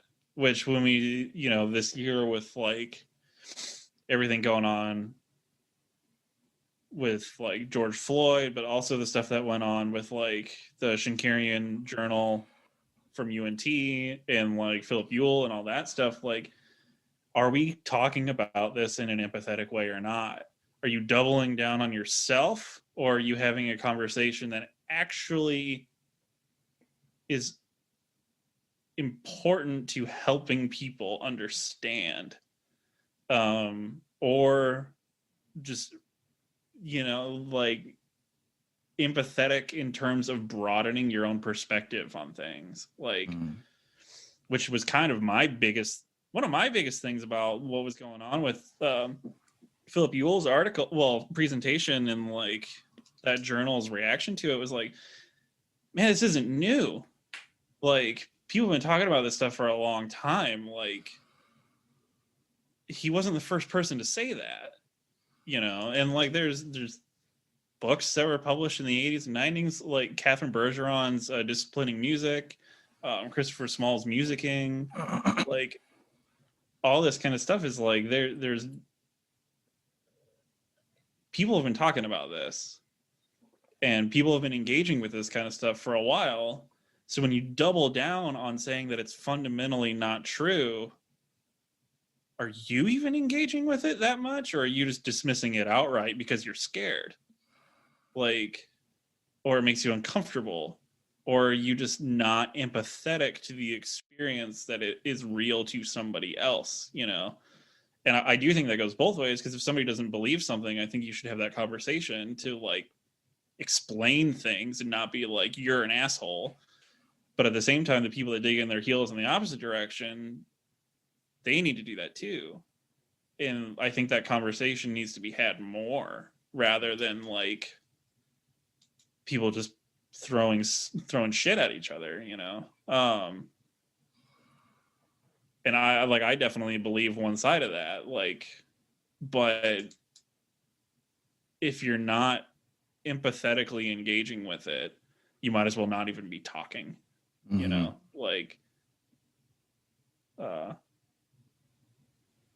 which is kind of what bummed me out about that journal in particular, was just kind of like shitting on that presentation more than anything else. That's what I thought was so disgusting about it too. Like, yeah, there was some like real half-baked shit in there, but it was just a pile on. It wasn't actually critical inquiry. It was just that kind of gross like finger pointing, which I don't think we need to be doing right now. Yeah, I don't know. It's tricky, especially when stuff like is that big. Like when you're talking about a theory of art in general, like it's kind of hard to grasp those edges, you know, because there's so much other stuff you got to learn and explore and try to understand. Yeah, there's a lot of complexity in that. How do you navigate these sort of conversations? I mean, because you mentioned being empathetic and not digging your heels in the sand sort of thing, which is hard in general, but that's well, I mean I'm not perfect at it either, but like I try not to get frustrated as much as I can. I used to be like a really angry, grumpy person, but I definitely try not to like fall into those traps or anything. But I think just keeping the conversation going and trying to learn and like trying to discover what things are, like read the bibliography and then read those papers and like go through the rabbit hole, like, you know, watch the YouTube videos, watch the conversations happen, like take it all in and just explore. Like, art is an inherently empathetic experience, you know, so we've all been practicing it. We all know how to listen. We all know how to engage like that. It's just, you got to do that with your opinions too, you know? I don't remember who said this, but there's like, the fact that a landscape painting exists implies that there's somebody there to see it. Like, this stuff cannot exist in a vacuum. So you have to take that as a given that you're going to have to engage with that kind of empathetic process, which, you know, for my work and my art is really important, because like that's what I like doing. I just like working with people, and it's the same with what you were saying about yours. Like, that collaborative spirit is empathetic, you know, so we've all done it. This isn't new. So I don't think doubling down and isolating your perspective is a good idea. In a really kind of broad sense, whether or not that's like you should learn the historical context of Western art music theory. But you should also learn how it was used as like a colonizing force and how it like destroyed indigenous people's work. And you should learn about like the semiotic references and like the intercontextuality. Like, we should talk about how the concerto has become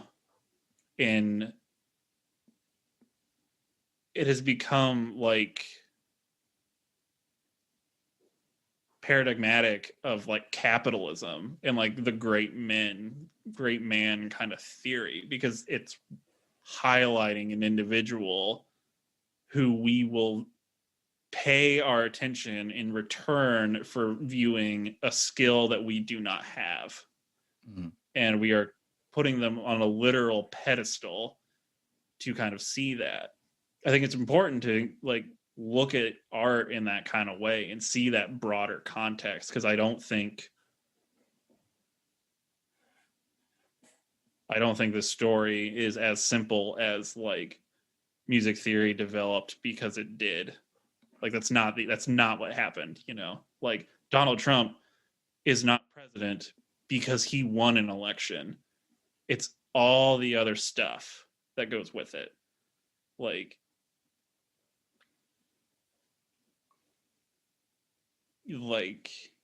this is why I think everybody should read Christopher Small's Music Gang, because it just kind of like talks about a lot of that stuff. Like Baroque musicians were improvisers and they knew what they were doing, like figured bass and that kind of stuff. Like people freak out about that. You give that to like a concert pianist now, they're like, I'm not doing that, like, because that's not the skills that we teach. And there's a reason for it. There's like there's history to it that isn't just about the music. It's not just about the dots on the page. It's also like culture and philosophy and thought and all this other bigger stuff too. And I think that's kind of a place I think a lot of people should spend more time thinking about, which when we talk about, you know, like, is music theory racist? If you don't know that other stuff, you can't even meaningfully answer that question, because that question in and of itself demands information beyond what you're just going to get if you study music. You know what I mean? Mm-hmm. You have to kind of look past the dots. You have to look past like the voice leading, you know, it's because it's not actually a question about that. It's history, philosophy, like it's all that stuff combined, which I think in, you know, 2020, all that, like that kind of comes to a head right now with what people are talking about. And I think it's really good. Like, I think it's awesome. I wish we were having these conversations more, because they're hard and they're freaky and like, you know, I feel like I'm a little nervous that this podcast is going to be listened to by people, because I might sound like a total jackass right now. But like, I hope it's apparent that I'm coming to this with the assumption that like maybe I'm wrong, and we can talk about that. Mm-hmm. We can find out, we can learn, we can like, have you read this paper? Have you seen this talk? Like that kind of thing, you know? And that's what I want to do. That's what I like. Like, that's the art world that I enjoy. I don't super care that much about, you know, Schenkerian analysis, but I really care about this other stuff that we can talk about, you know? The same way I don't super care that much about, like, you know, it's just a lot. And as far as like, what do you do to keep engaged, is you participate and you listen and you read and you learn, listen to stuff, you read stuff you disagree with, like that kind of thing. Which is really annoying when you're on Reddit and you want to like read the crazy right-wing stuff just so you know what they're talking about. It can be really disheartening, but you know, you're learning what you stand for, kind of like what you're fighting for, what you're, you know, in some ways what you're fighting against, like that kind of stuff. And it takes work, you know, that takes time, and it's not always fun, but I think it's rewarding in that you learn your position, and I think you learn that kind of empathetic, like more broad sort of implications of what you're talking about. You know what I mean? Mm-hmm. It's definitely a lot. I think this definitely connects to the conversation we were having earlier about, well, I mean, because it's a follow-up to that, but your morals and stuff, right? So like the way I understand it, the way I view things is that people have certain values which then align with their morals that they hold throughout whatever, like every decision that they make, right? Mm-hmm. So the decisions you make is based off of some value that you have, or else you probably wouldn't have done that thing for the most part. Sometimes you do it out of like, you feel guilty or you feel like you have to, but then you're resentful about it because some value was, you know, like you compromised your own value. Exactly. Yeah. And I think that connects to this sort of thing, like the very broad idea of like right versus left wing politics. It's like what one person on the right might argue for something a person on the left would say the exact opposite for, and not understand why that person on the right would say that. Like, how could you think that? Mm-hmm. Are you kidding me? Like, you don't think about other, Yeah. But the point I'm getting at is no one is going to understand fully what someone else thinks or why they think what they think because their morals and values don't align. Mm-hmm. So like this whole discussion about whether or not music theory is racist, or like you need to do this work because it's like if you're trying to engage in it in a certain way, some people aren't in it to engage for those reasons. Mm-hmm. So then to the like wondering why, like why would you not think about that? That's something that's like more of a moral or value stance that you might have versus what they have. Yeah. You know what I'm saying? Yeah, I think you're saying. And so then that kind of comes down to the conversation of like what's right, like whether that's right. Mm-hmm. But then whether it's right is really kind of, that's another subjective thing, because that what you think is right is based off of what you morally believe to be true. Mm-hmm. You know? Yeah, I think those questions of morals, it gets hard to talk about because you're prodding at the fundamental kind of core of your being. Like I think in a lot of ways, like your moral stances, whatever they are, kind of make up the foundation of how you're going to do everything else. And so it's hard to change those. It's hard to really kind of get at that kind of like fundamental system of thought. Totally. And I think that's what makes it so challenging. And like, somebody might be listening to me and be like, this Kory dude is like, I don't know, like a leftist hippie. But like, all I'm trying to do is like make the world happier, better. I guess that's like a terrible way of putting it, but like I'm just trying to like do the right thing as far as like allowing people to do the right thing and flourish as well. Mm-hmm. And I think I feel very comfortable with that as like a moral foundation, and I think that there are people that do not have that as their moral foundation and they don't even realize it. Mm-hmm. Like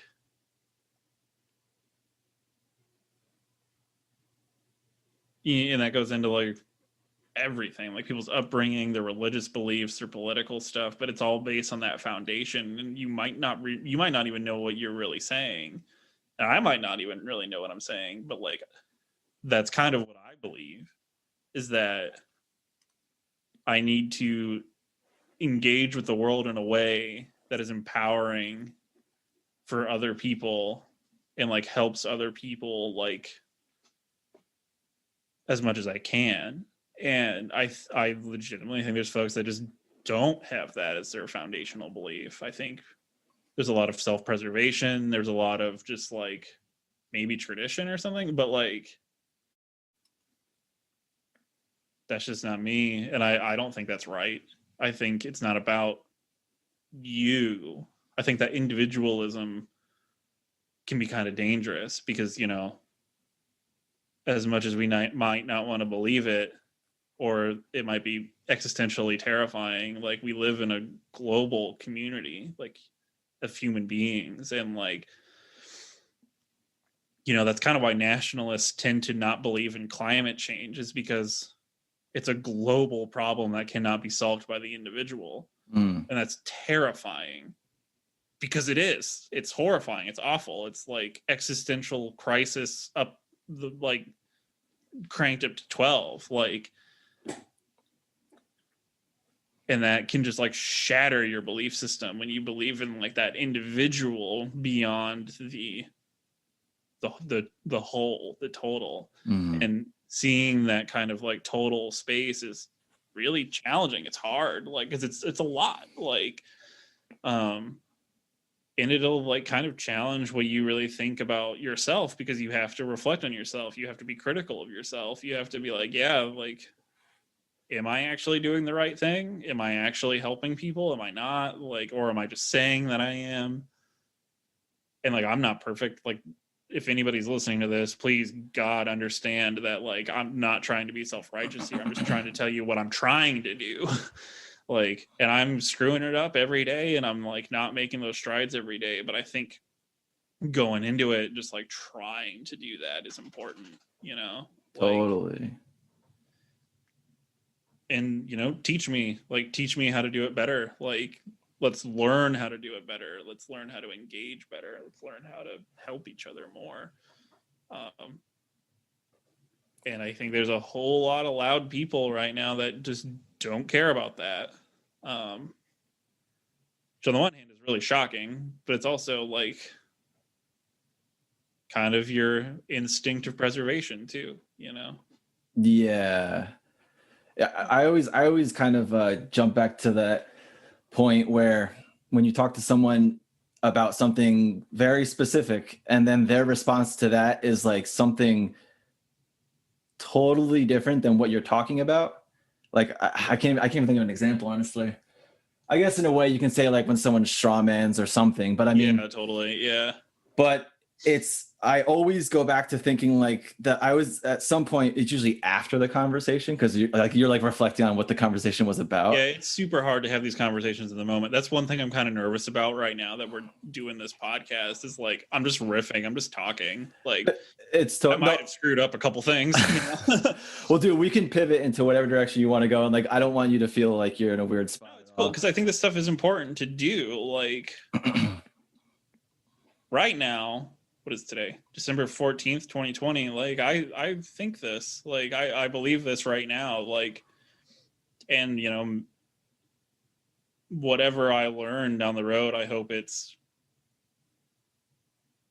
more and it's closer to that ideal that I want the world to be. Like, I hope that if I'm wrong, whatever I learn in place of what I know now helps me be more empathetic, helps me be more caring, helps me like want to help more. And some of that's just hard, like some of it, because you just gotta like really think and try and challenge yourself. And like, I'm not good at it. Nobody's good at it, but like trying, that's important, you know? Yeah. I think this totally ties into what we were talking about earlier with how people cope with 2020. Our individual lives have been so greatly impacted, which even more like our public lives have been impacted. And so being empathetic in this time is important, but at the same time, it can be challenging for some people too. Mm-hmm. Like you were saying, how some people might not be handling this gracefully. And I don't mean that in a way where it's like they did it poorly, but it's just challenging them in a different way, whether that's financially or health-wise. I mean, I was reading about this guy, I think it was on Reddit, but this guy was saying how 2019, him and his wife were like in a really great spot financially, emotionally, and all this stuff. They had one child already, and then she was pregnant, and then 2020 hit, quarantine hit. He lost his job, and like was trying to find some sort of work. It wasn't working out. Had to dig into their savings in order to pay for things, and now they're in this like really bad situation where you know, like financially they're not in a good spot. They have a new child, you know. That's a very different experience than what I'm having. Totally. Yeah. You know, and it's so weird. Like this whole idea, like empathy and self-preservation. I feel like those are two conflicting things in a way. And at this time, like, I guess it's circumstantial. Like, how do you deal with that? How do you deal with like the instances in your personal life where you're trying to make sure you're okay, but then at the same time looking at everyone in your vicinity and like your general community, and then being like, I need to make sure you're okay too, though. Yeah. And I mean, that sometimes it's hard. Like, I don't know where I read this, but it's like that saying, if equality makes you feel, if equality makes you feel like you're being persecuted, that's part of your privilege. So like, that's a really challenging thing to grapple with, because this is something like, you know, if people are like, well, don't take anything away from me, I'm one of the good guys, you know. That can be a kind of an easy default. But the fact that you can say don't take anything away from me is a sign that you have something that somebody else doesn't. And that hurts, and that's hard, and that is really challenging. But that's kind of, I don't want to say that's the point, but that's the situation, is that if you have something to give, as sometimes it might be hard to give that still might be the right thing to do, because you are in a position to do so. And I think that's hard to grapple with. I think that's really hard to grapple with when like you're not in like a huge in like a huge position of power compared to like other people who can like say afford to give that away in a way that feels easier for them than it would for you. That doesn't mean you should wait around for somebody else to do it. It doesn't mean you should be the last one to jump. And like, I'm guilty of that too. Cause like, I mean, it's hard. Like, you don't want to give up what you feel like is yours, but that's not the point. It's about this bigger thing, you know? And I think coming to terms with that for yourself will always be scary, because you're not used to that. That's not how we were raised, you know? Like, we were raised as Americans to pick ourselves up by the bootstraps, and like, you know, the American dream is inherently selfish because it's about you gaining, not you giving. Which is really funny, because if like any right-wing person is going to listen to this, they're going to be like, you're a fucking commie. But like, I learned this in Sunday school. This isn't new. This isn't like radical. This isn't like some crazy like utopian ideal. We've been talking about this forever, but you got to do it, or else it doesn't matter. You're just talking about it. You're just blowing smoke, you know? And that second part is really tough. and like I screw it up, I will probably screw it up today, I'll probably screw it up tomorrow, but I want to do better by it. And I think the whole world and like the art world will be better, the music community will be better. Like, yeah, I just think that's the foundation that should be talked about, you know? Because I want that. I want that empathy. I want to know that if I find myself in a position of struggle, that I can ask for help when I need to, or like I can rely on my community and I can rely on the community in a way that I don't think a lot of people can right now, or at least not as many people as I think should be able to.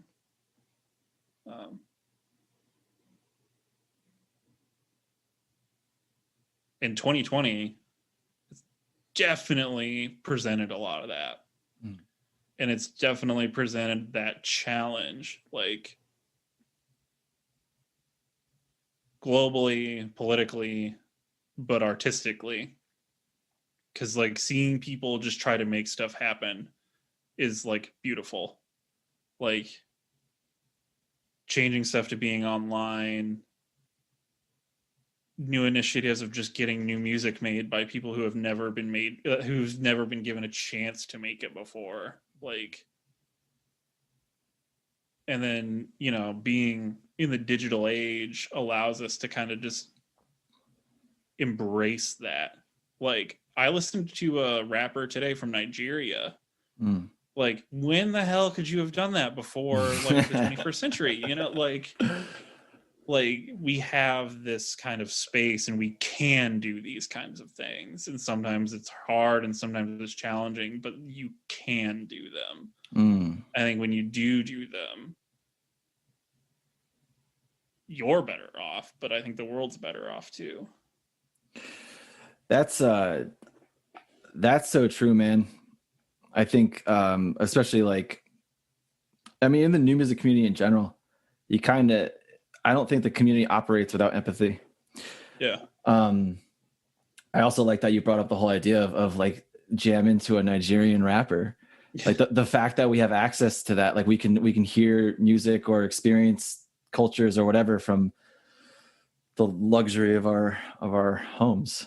You know, like we, like in some capacity we get to, you know, have that opportunity.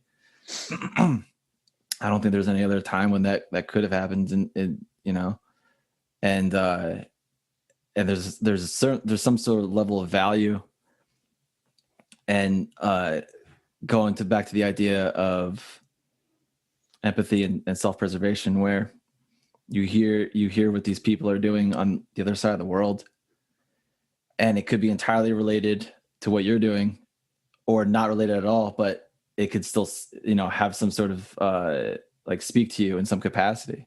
And that right there could be the line, that could be your lifeline for self-preservation. Yeah. Is experiencing that from another person. Yeah. And in a way that might be empathetic. I don't know. I might just be blowing smoke right now. I have no idea, but It's weird because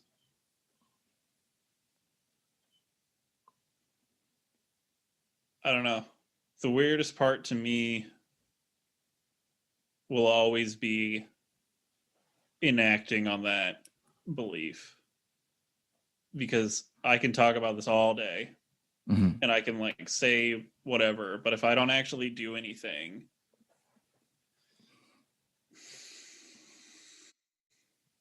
I don't think I'm living up to the standard that I'm setting, you know? And I'm probably not right now, but like you said, like I'm probably just blowing smoke, but I want to try, you know? And I think that kind of accountability is important too. Like, we were talking about being critical with art earlier, like being critical with like yourself, like, or being critical with your friends about like what people are doing. Like, are people even unintentionally being exclusionary? Like, say something, are you doing something that's unintentionally exclusionary? Stop and think about it. Like,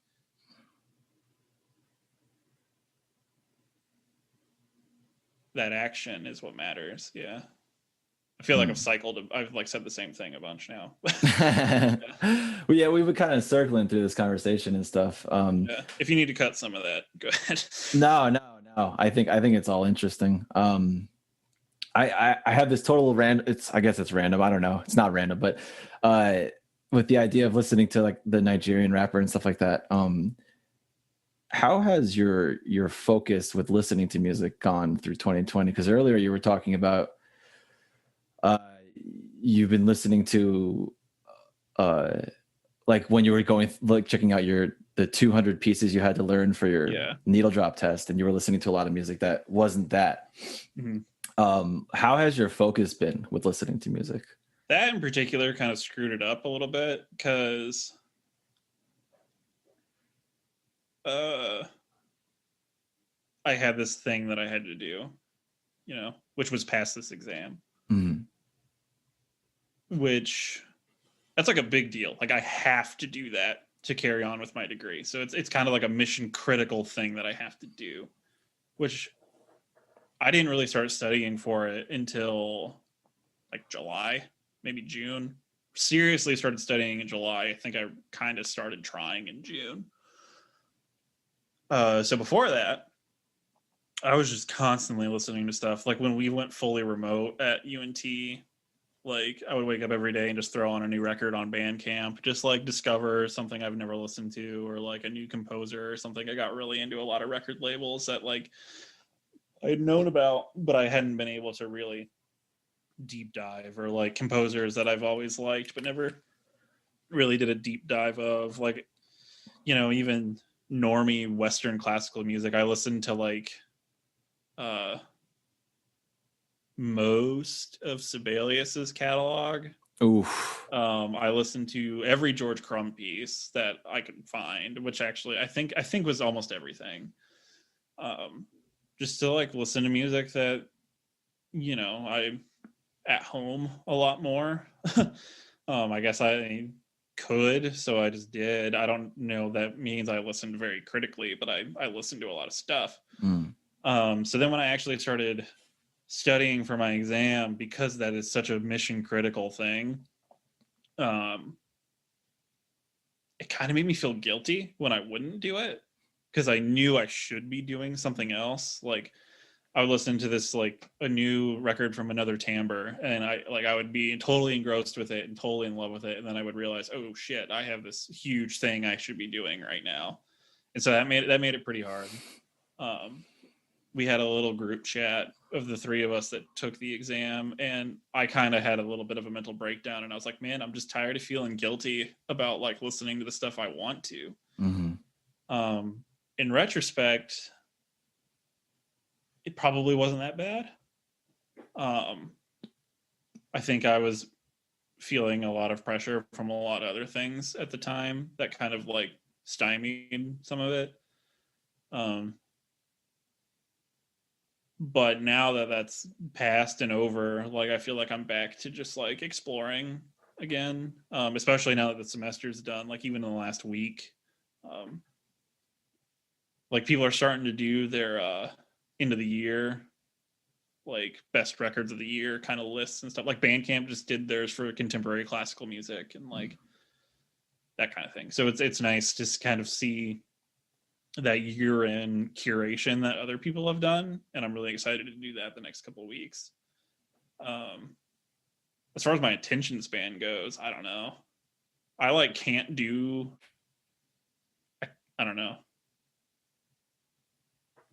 I can't. Sometimes I can, and sometimes I can't do anything else when I listen to music. It just depends. Like I do not know how people read books while listening to music. Like if I have to read like an essay or an article or a paper or something, I can't listen to anything.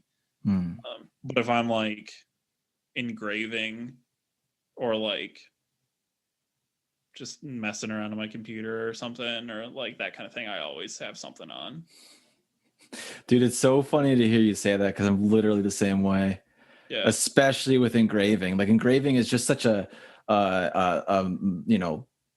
tedious task in many ways, like where I actually like engraving, but at the same time it is like it's a very specific, okay, you got to move this over just a little bit, I like it because I can do other stuff. Exactly. Like I hate engraving. I hate working in Sibelius. I hate working in Adobe Illustrator. Like I hate it, but I can throw on some tunes and like listen to music while I do it, and like I like that part. I like that part quite a bit, but I can't read a book and listen to music at all. Like I can't listen to people talk. Like if I want to read a book and like Heyman's watching TV in the living room, I have to like shut the door and like I'll put on my noise canceling headphones. Like I just can't do it. Like this is so funny, man. Everything you're saying totally resonates with me.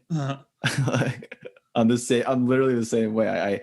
If there's like a phone call, or if I have a phone call, I have to leave the room. Or if someone else is on the phone while I'm in the room with them, I still have to leave the room because it's not always. I don't know. That sounds fucking ridiculous. Well, with phone calls, I feel weird with people listening to me, so I go for walks when I talk. Oh yeah, yeah. I'm totally with you on that, man. Yeah, I honestly prefer that. Like, it's kind of weird sitting here having this long of a conversation. Well, I'm just like sat here because usually when I'm having really long conversations, I'm out for a walk.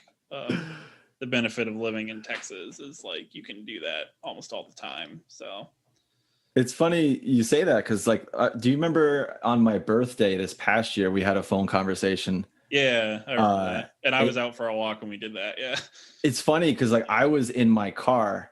I was in Ann Arbor because my girlfriend Ava was auditioning at University of Michigan that day, that exact moment. And it was cold, so I wasn't gonna go for a walk. Yeah. And I remember sitting in my car and being like, I hate sitting here. Like I need to be out moving around. But at the same time, being in that confined space of the vehicle, like, no one else is there with me to be a part of the conversation except you. Yeah, I totally feel that. Yeah, it's so funny. I do the same thing with phone conversations. Is I go on long walks. I'll walk through the neighborhood. Like 2 hours of just marching around, and then I come home and I'm like, why am I so fucking tired? Yeah, which is nice. You get your steps in, Totally. If I'm on the phone for like 2 or 3 hours with somebody, I'll have walked several miles at that point, and so my legs feel like jello, but whatever. It's fine. Yeah. The other night I had a phone conversation with my buddy for like over 4 hours. There was a very short 15-minute break in between it, but we were on the phone really late until like, I don't know, 2 something, 3 in the morning, Mm-hmm. And it was funny because I got to the point where I had to sit down because I was so tired, like physically tired. Yeah. And also it was like 2 in the morning, so I was literally tired, like sleepy tired. Yeah. But when you have phone conversations, are they typically long form like that? Typically, for the most part, I'll talk to my parents for like sometimes only for like 10 or 15 minutes, sometimes 2 hours. Like it just depends. Like you and I talked for hours that one time, and right now, my buddy Zach and I, whenever we have phone calls, it's generally at least 1 to 2 hours. Yeah, I guess usually. A lot of times too, if I'm having a phone call with somebody, it's because I haven't talked to them in a long time. Yeah. Or like there's something to talk about, like, which is I guess what's nice about like doing this is like you and I are friends, but we haven't like really talked that much because you don't talk on Facebook that much. Yeah. So we're just like solving all the world's problems right now. Which, that happens in person too. Like if you see somebody that you used to talk to all the time and you haven't talked in forever, you end up just talking for a really long time. Like, I don't know. I could think of a million people that I haven't really talked to in a long time that I would just talk to forever. When Anton and I talked the other day, I think we were on the phone for like 3 hours too. When you just get into it, you just get into it, Yeah, totally. And I can ramble. Like I can ramble, so I'd be curious to see what the difference between how much you've talked in this and how much I've talked in kind of is, because It's not that I like listening to myself talk. I like talking because like I feel like I'm working stuff out, like, which, you know, like I was saying, kind of makes me nervous doing a public conversation because like there's stuff that I've probably said today that I've never said out loud because I'm just like, you think about stuff, but then when you actually like talk about things, you're like articulating it and that kind of thing. So I think there's a little bit of that too. I'm not really sure, but it definitely feels like that's probably true.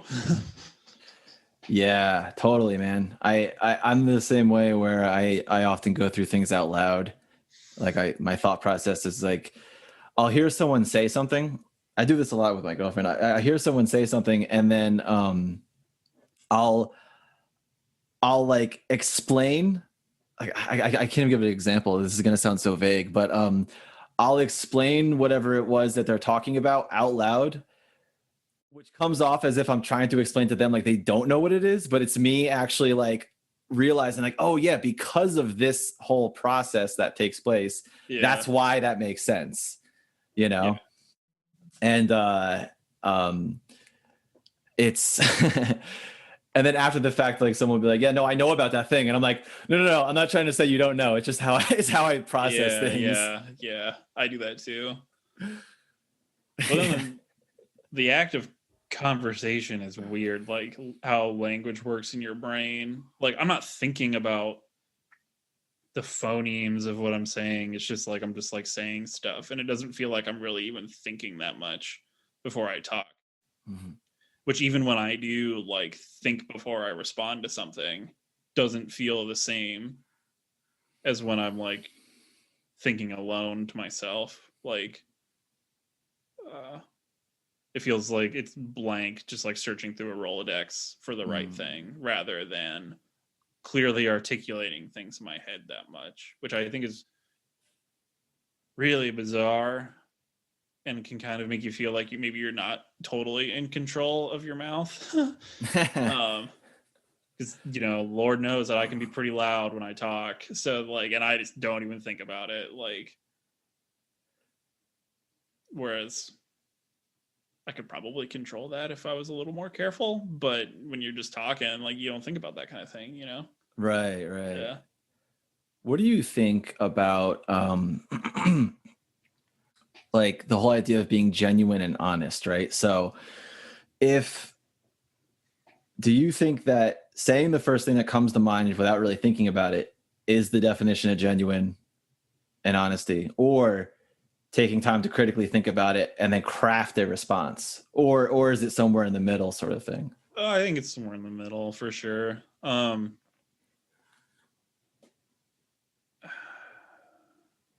We were talking about doubling down earlier. I think that's kind of a thing that happens sometimes. It happens to me sometimes where I'll say something without really thinking about it. And somebody's like, what do you mean? And then you kind of thoughtlessly double down on it, where if you maybe took a second, you might not find that you fully agree with what you even just said.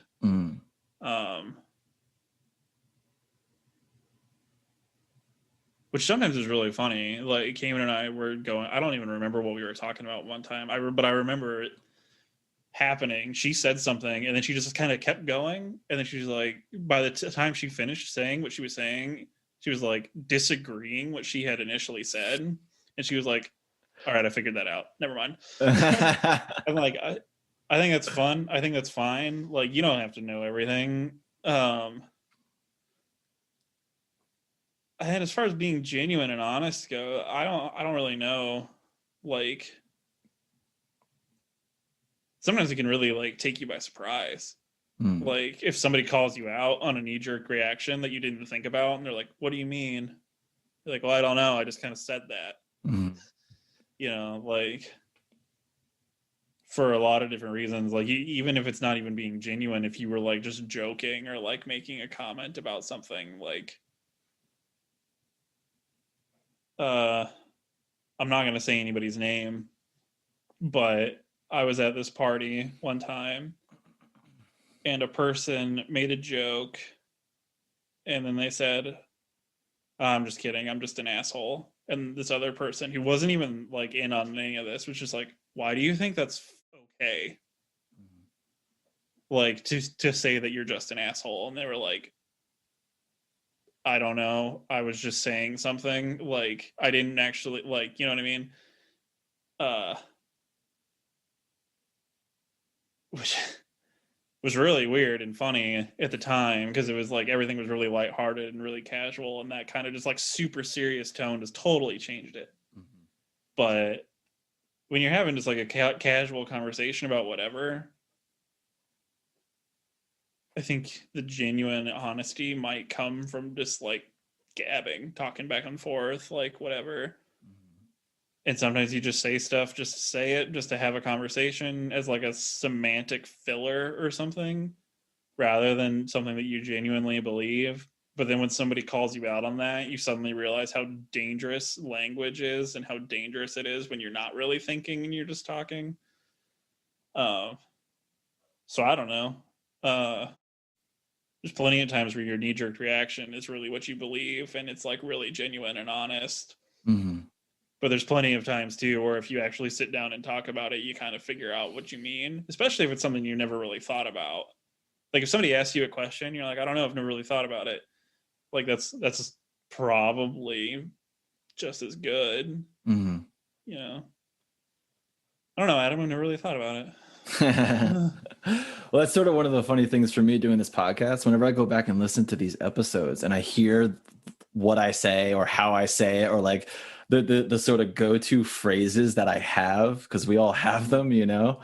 And yeah. I'm like, holy shit, I say that a lot. Like, yeah, I'm trying not to curse as much as I usually do right now. Right. Oh, no, dude, you can curse. It's totally fine. No, that's okay. But like, my grandma might listen to this. Okay. Well, I apologize then to your grandmother yeah. for my cursing. Sorry, everybody. I don't mean to offend anyone. It's just it's what happens, I guess. You're from New Jersey. It's okay. Yeah. Yeah, I don't know, man. Like,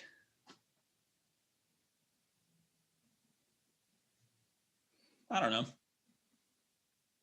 I guess it kind of goes back to what we were talking about earlier. Like, your opinions can change. That's okay. Mm-hmm. Like, you can learn, and that's okay. I don't know where those lines are. Like, because there's probably a line where you kind of can't roll back what you said. I don't know where that is. I don't know what that means necessarily. I think that's one of the social challenges of the 21st century. Like, what do you do with assholes after the fact? Mm-hmm. I don't have a really good answer for that, but I think it's really interesting to think about. We don't have to get into that because I feel like that could go into a ton of different places. All different directions with that, yeah. But I mean, yeah, like I said, man, like you can change your mind, you can learn, you can roll back and like think about stuff and like come to terms and like hit up, like if you like have a conversation with somebody that you like really disagree on something, and then you stew on it for a week and you come to realize that you were wrong, reach out to that person and have that conversation again. Like, just be like, hey man, I was thinking about it, I think you're right. Like, and then like do it again. Like, nobody's gonna, like, anybody that you do that to you, if they're like, I told you so, well, they're an asshole. Like, yeah. You know, maybe they didn't have good graces in mind either. And if somebody ever does that to you, like, don't do that either. Like, embrace that kind of dialogue, you know, like that discourse, that kind of transformation of concept. Like, it's good. It's good to learn things. Like, it's good to discover something you didn't know, like, or if you thought one thing that you were just like wrong, you know.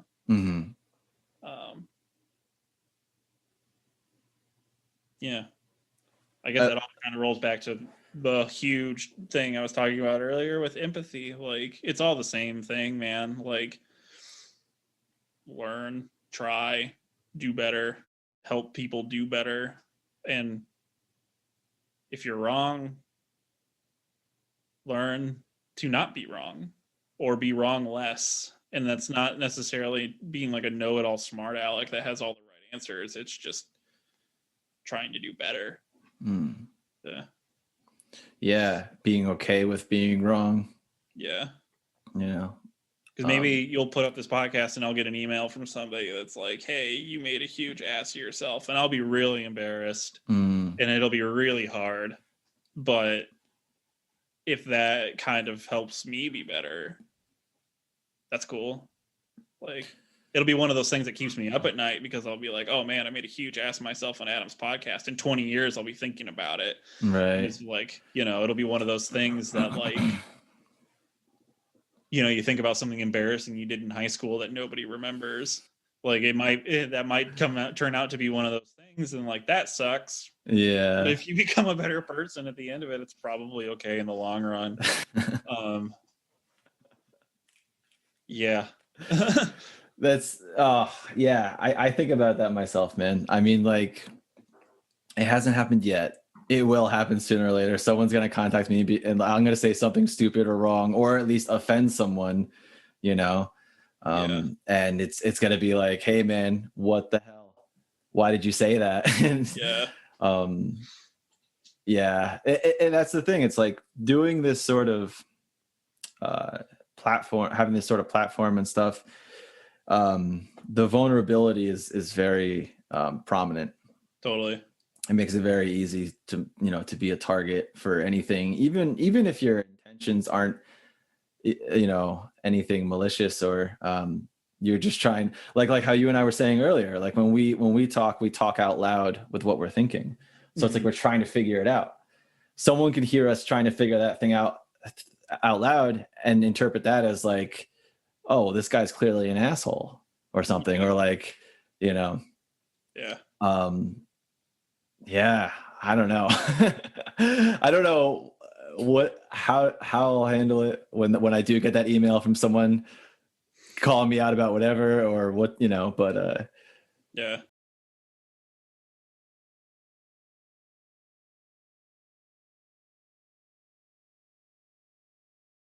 All right, and we're back. Welcome back. One thing I gotta, because I was like, okay, I have a lot of thoughts about that, so it's going to take me a minute to answer, so I better go now. Yeah, it's weird, like, putting yourself out there is, and trying to be very public is weird. It feels a little dangerous. It feels unnatural. Like,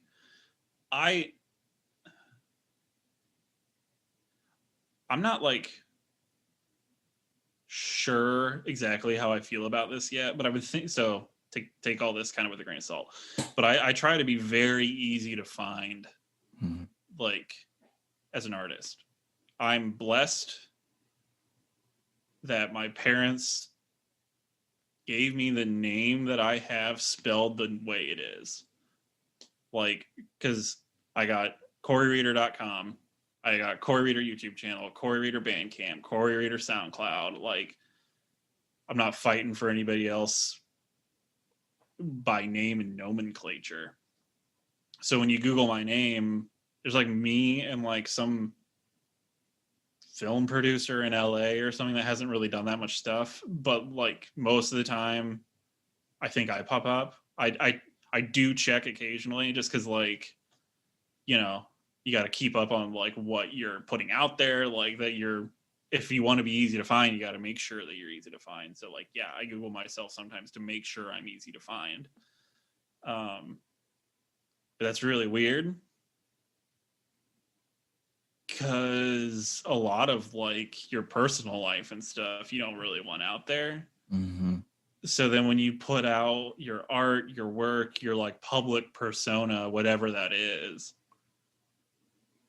like, it's still you, you know, like you're still doing that. You're still like sticking your neck out there at least a little bit. So it's weird because,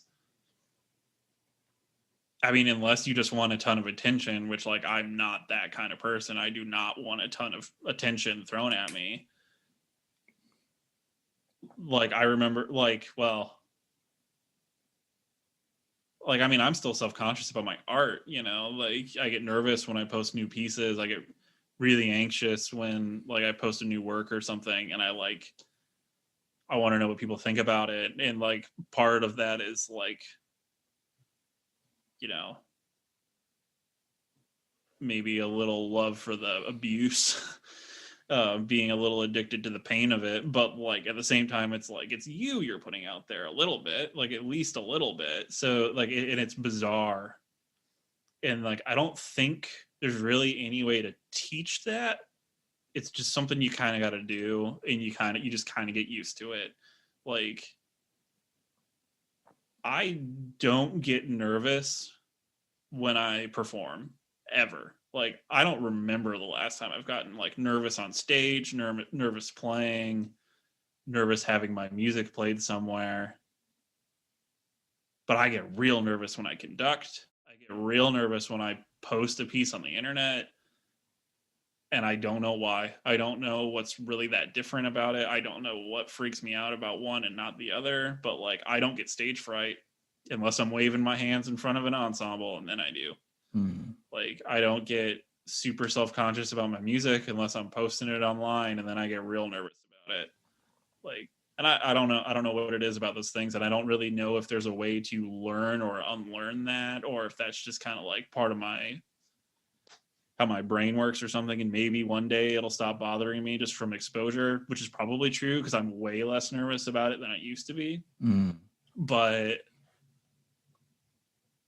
I don't think it's really natural for people to do that, or at least it's not natural for everybody. I think I have like some charisma, so I think I have like a little bit more of that than like some people that don't want anything to do with that. But that's just kind of me. I don't know. I do have pretty thick skin for criticism too, so it's not like I really have anything to be worried about. Like if somebody's like, you're a jackass, if it's about my art or whatever, if somebody's like, this dude sucks, thumbs down, unsubscribe, that's not the most engaging comment ever. So like, that doesn't bother me at all. But that's the kind of thing that I get nervous about for some reason. Like, I get nervous about it, but then it doesn't actually do anything when it happens. So there's like some cognitive dissonance there that I need to work out. But it's interesting to think about these sort of things. The why, like the why and the how are always interesting questions. What do you do, like you personally, what do you do in those sort of instances where you're feeling like reluctant to put yourself out there? I don't know what you call that, accruing risk in a way, you know? Depends on the situation, I guess. The last time I actually waved my arms in front of an ensemble was in February. I conducted my flute concerto and a symphonic song. And I was hella nervous before I got out there to conduct it. But it was like, I either do this or it doesn't happen at all. So get over it and go do it. That's what I had to do in that situation.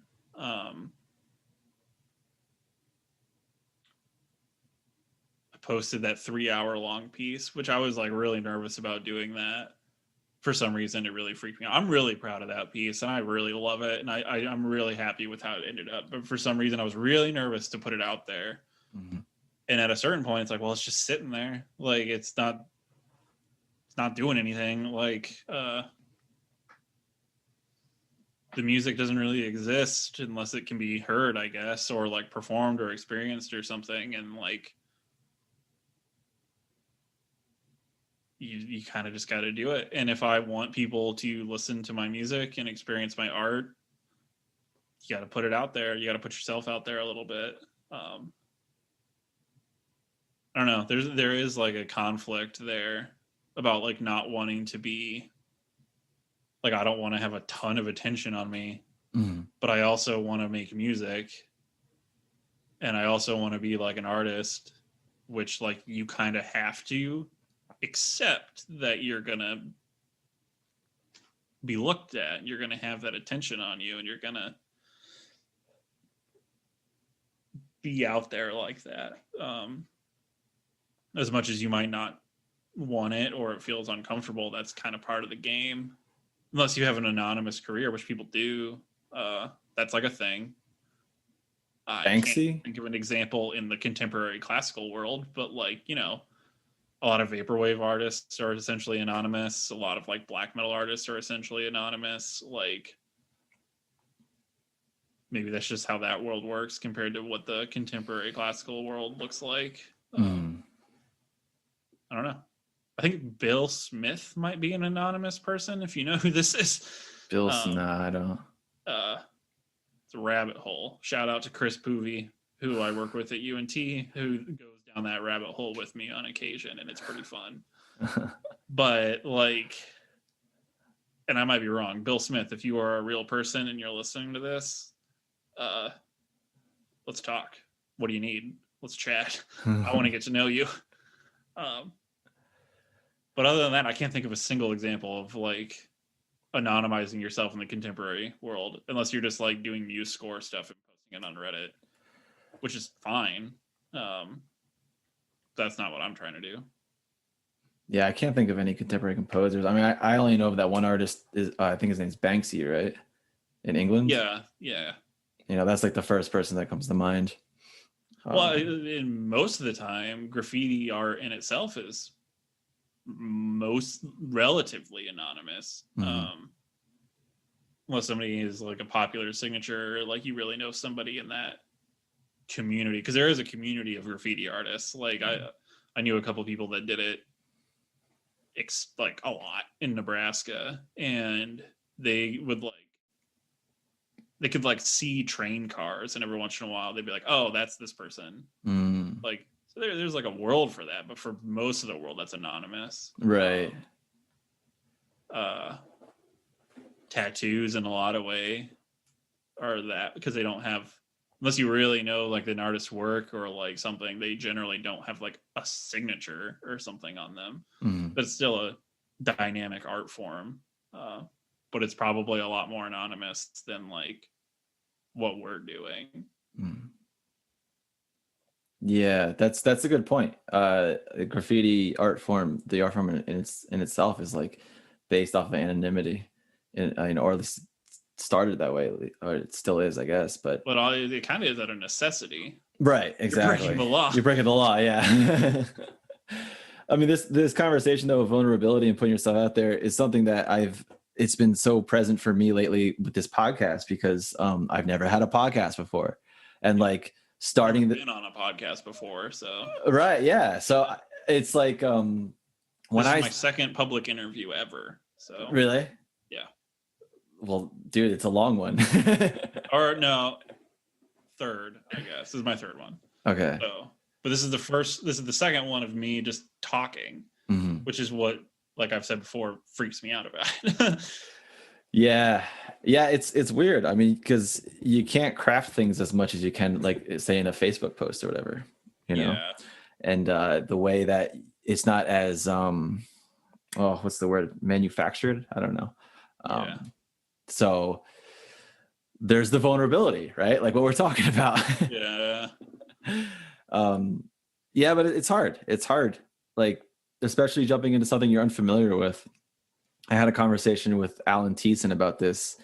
What was it, like episode 7, I think? And talking about,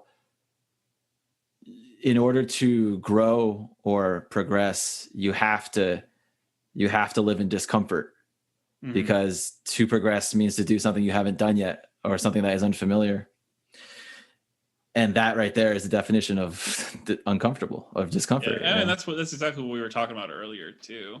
Like, you're gonna have to do some uncomfortable stuff to learn, you know, and to grow and try. They can teach you what it's gonna. They can tell you what it's gonna feel like, but you can't be taught how it feels. You know.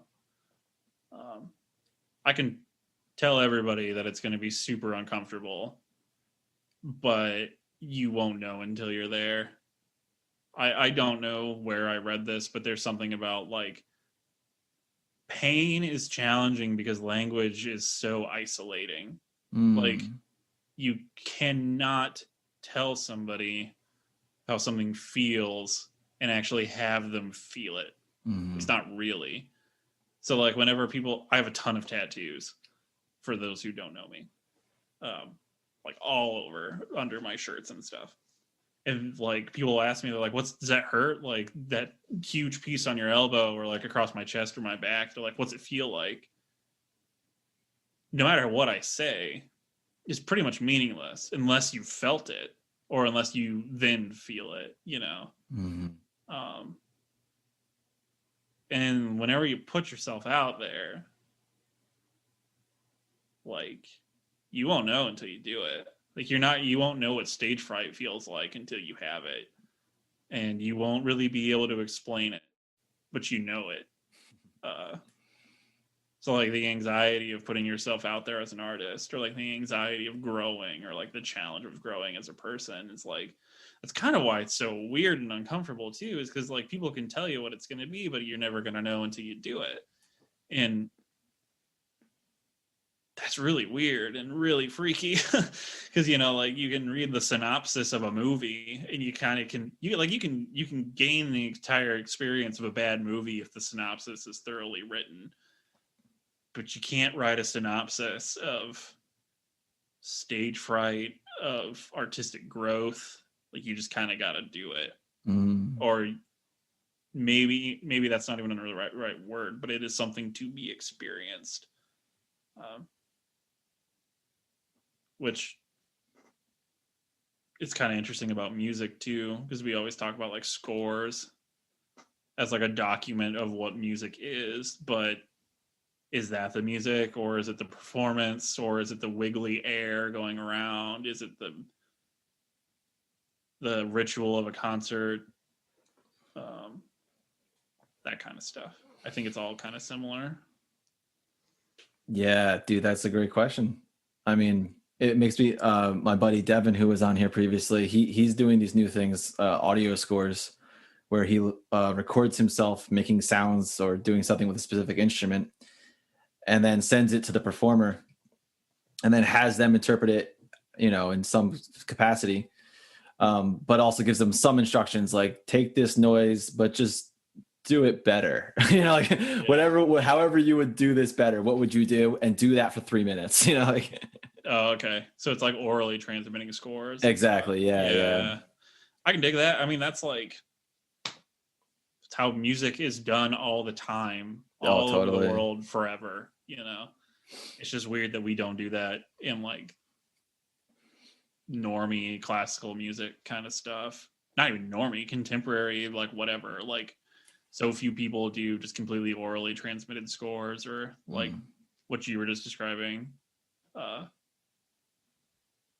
it's completely normal in like folk music, quote unquote folk music, or like any orally transmitted artistic experience. Like we were talking about punk bands earlier, like they don't give a shit how you write that down. Like, and like I didn't either. And like, that's what I like about like being an improviser too, is like, you don't need any of that. Not really. Not to make like good art or experience good art or anything like that. It sort of makes me think about, you ever see the show Diners, Drive-Ins, and Dives with Guy Fieri? Yeah. I used to love that show because I love going out to eat. So like seeing how restaurants would make their food was like such a behind the curtains, like, oh, this is awesome. Peeking behind the curtain thing. But it's interesting to watch because then you have certain chefs who are like trained in French cuisine, and then they take that technique and then apply it to something like, I don't know, lasagna or something, or like, but then you have other people who don't measure what they're doing, and they're just like, yeah, my mom just said grab a handful of flour and throw it in there, you know, like, yeah. And it's like, the approach is all different, you know, how they go about getting the final product is so different that and then and then the final product itself is also going to be different. And it's interesting to kind of look at that parallel in things like music too, like the example of writing down music versus orally transmitting it. Like before we were on the podcast, I was actually sitting with my guitar and trying to learn a song like by ear, you know? And you know, there's something about that experience that makes it like there's like an actual physical connection to what you're doing, you know?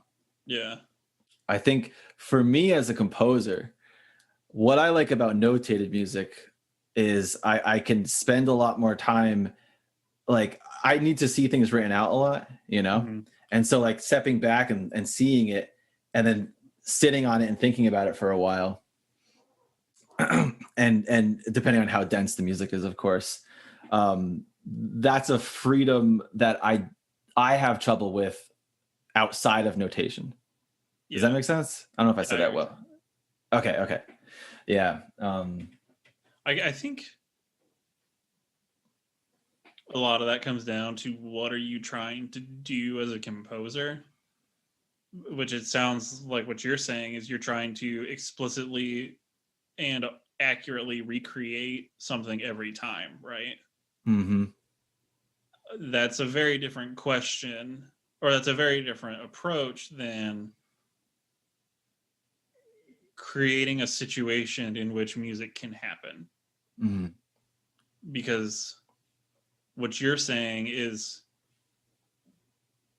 do this versus do these, maybe, or like do what could happen, you know? And I think that kind of approach makes it different, makes it a little different. You know, and like notation is inherently flawed. Like it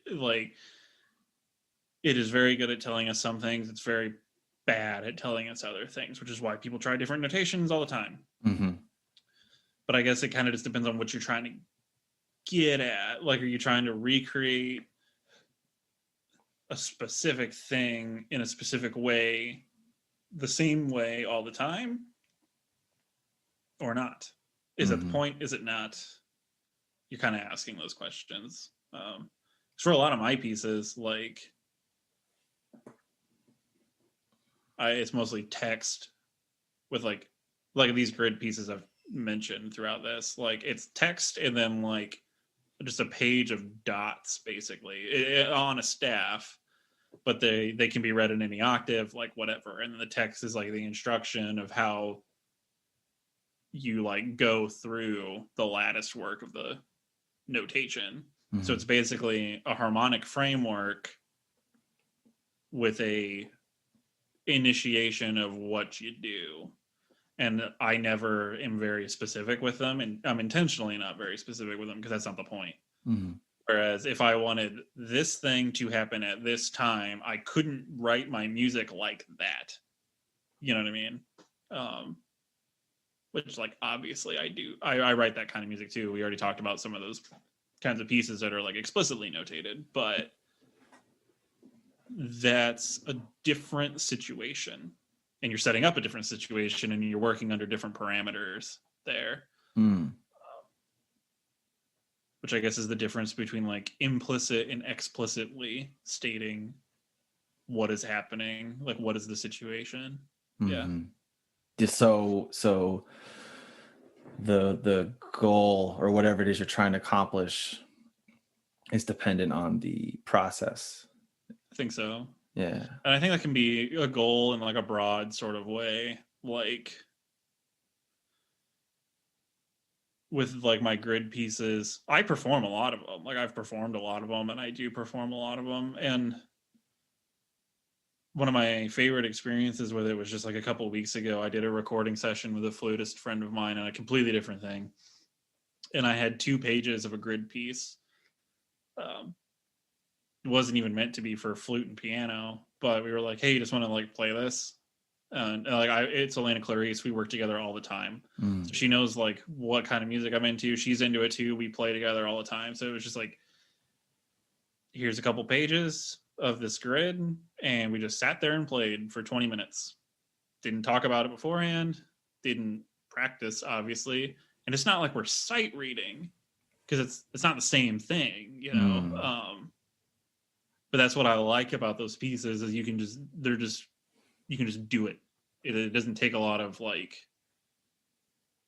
practice in the traditional sort of the way. The virtuosity is in your engagement with it, which is a completely different situation than like the traditional notation kind of dots on the page sort of way. That's completely different, you know. On the one hand, you can like tell people what to do, or you can like lure them into engaging with what is going on or what can happen. And you know, there is like critical theory about that too. There's a book called Word Events by, I think, John Leely and James Sanders. Maybe I have it over there, but I don't want to get up and grab it. That like is all about like it's like towards a theory of text notation, like scores that are just text, right? And like you can still pick that apart. Like think about the language that you use. Like it matters. Like if I say do this thing, that's very different than saying perhaps this will happen.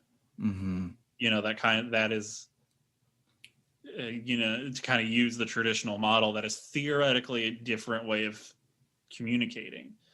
You can be prescriptive or descriptive. Like I think an example that they use in that book is Steve Reich's pendulum music is like very scientifically prescriptive of something. Whereas if Steve Reich had said, like, just kind of explained the technique rather than the process, would be very different. Because then you could do stuff like playing with the rhythm more, like directly, rather than setting up something to just happen, which is not the goal of his piece, you know. Or you can break down language of like what is said and what is not said. Like Christian Wolf's Stones is kind of a classic. It's a text piece of just like playing, like using rocks and like hitting them against each other and making sounds.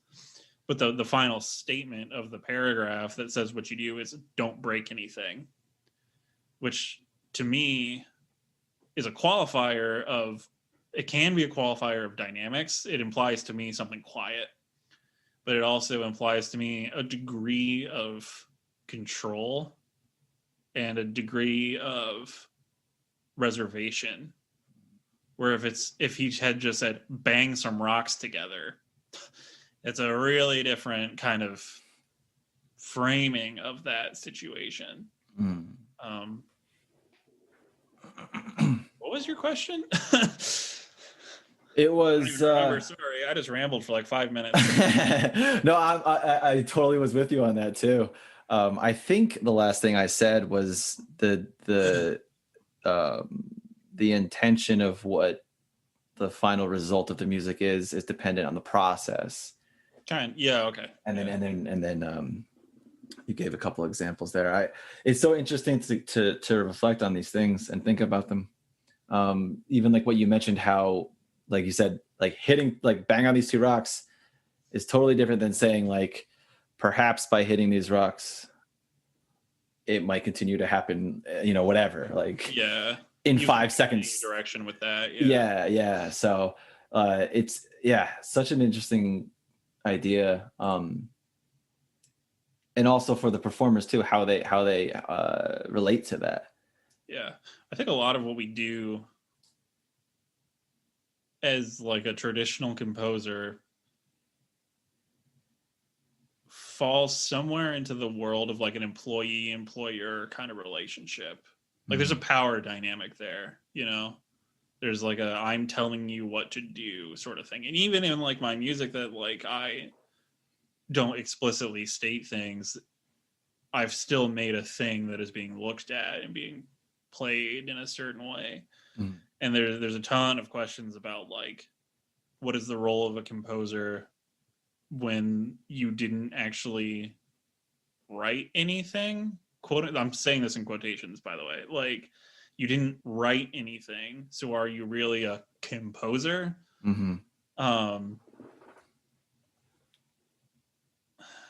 Sometimes that conversation is a lot less genuous, or like a lot less generous than I think it could be. But I think that's kind of a bad habit of what composition means in the 21st century sometimes. Like, I like being a performer too, as well as a composer. I like writing and playing music, and like writing music that I can play,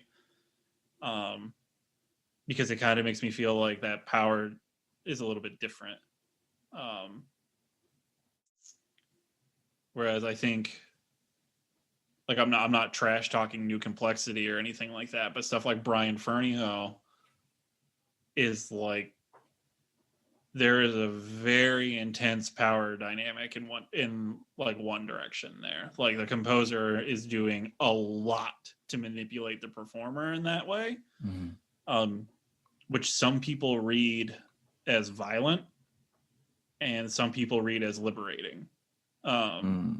But there is a exchange there that is very different than a text score, like Christian Wolf Stone's, or like any of Anton Boyer's pieces or something like that.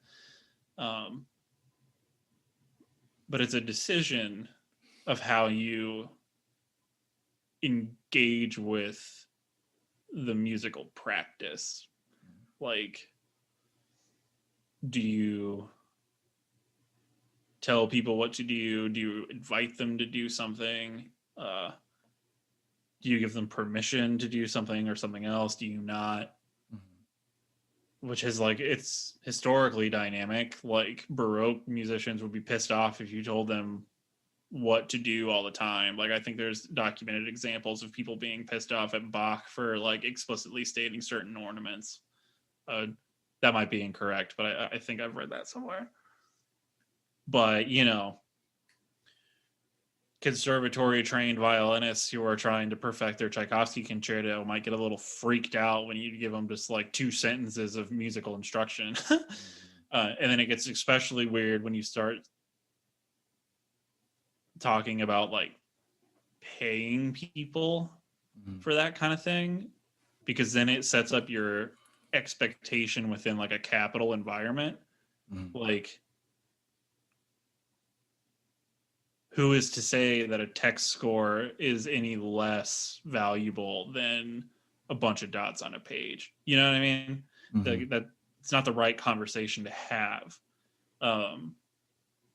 My piece is like my Messier piece is 3 hours long, but it's a very different 3 hours than like, you know, I said Ferneyhough, but even like Feldman, like Feldman's 6-hour string quartet. Everybody talks about it being really, well, people talk about a lot of Feldman's music as being very like peaceful and serene, which is true for everybody except the people playing it. Like, it is very explicit, and I've heard that string quartet described as a straitjacket, like, because it's so intensely specific. Which, you know, you could argue on the one hand is like kind of emblematic of this whole thing of classical music at large, of like the composer as this like kind of craftsman that creates things for other people to do. But you can also kind of see that as really, like I said, violent and like aggressive against the individuals who are performing it. Could you? I'm having trouble with the violent aspect of it. Can you explain violent that? insofar as restraint, like violent as in I am controlling you. I'm telling you how to behave, how to physically act,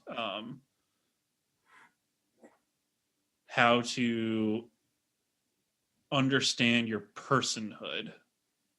Which violence is, I don't say that as like inflammatory, and I don't say it as like, what's the word?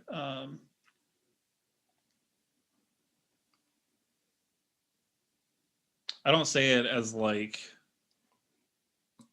God, what's the word where like you Malicious? No, you're gonna have to cut this part really quick. Hold on. I gotta Shock value? No.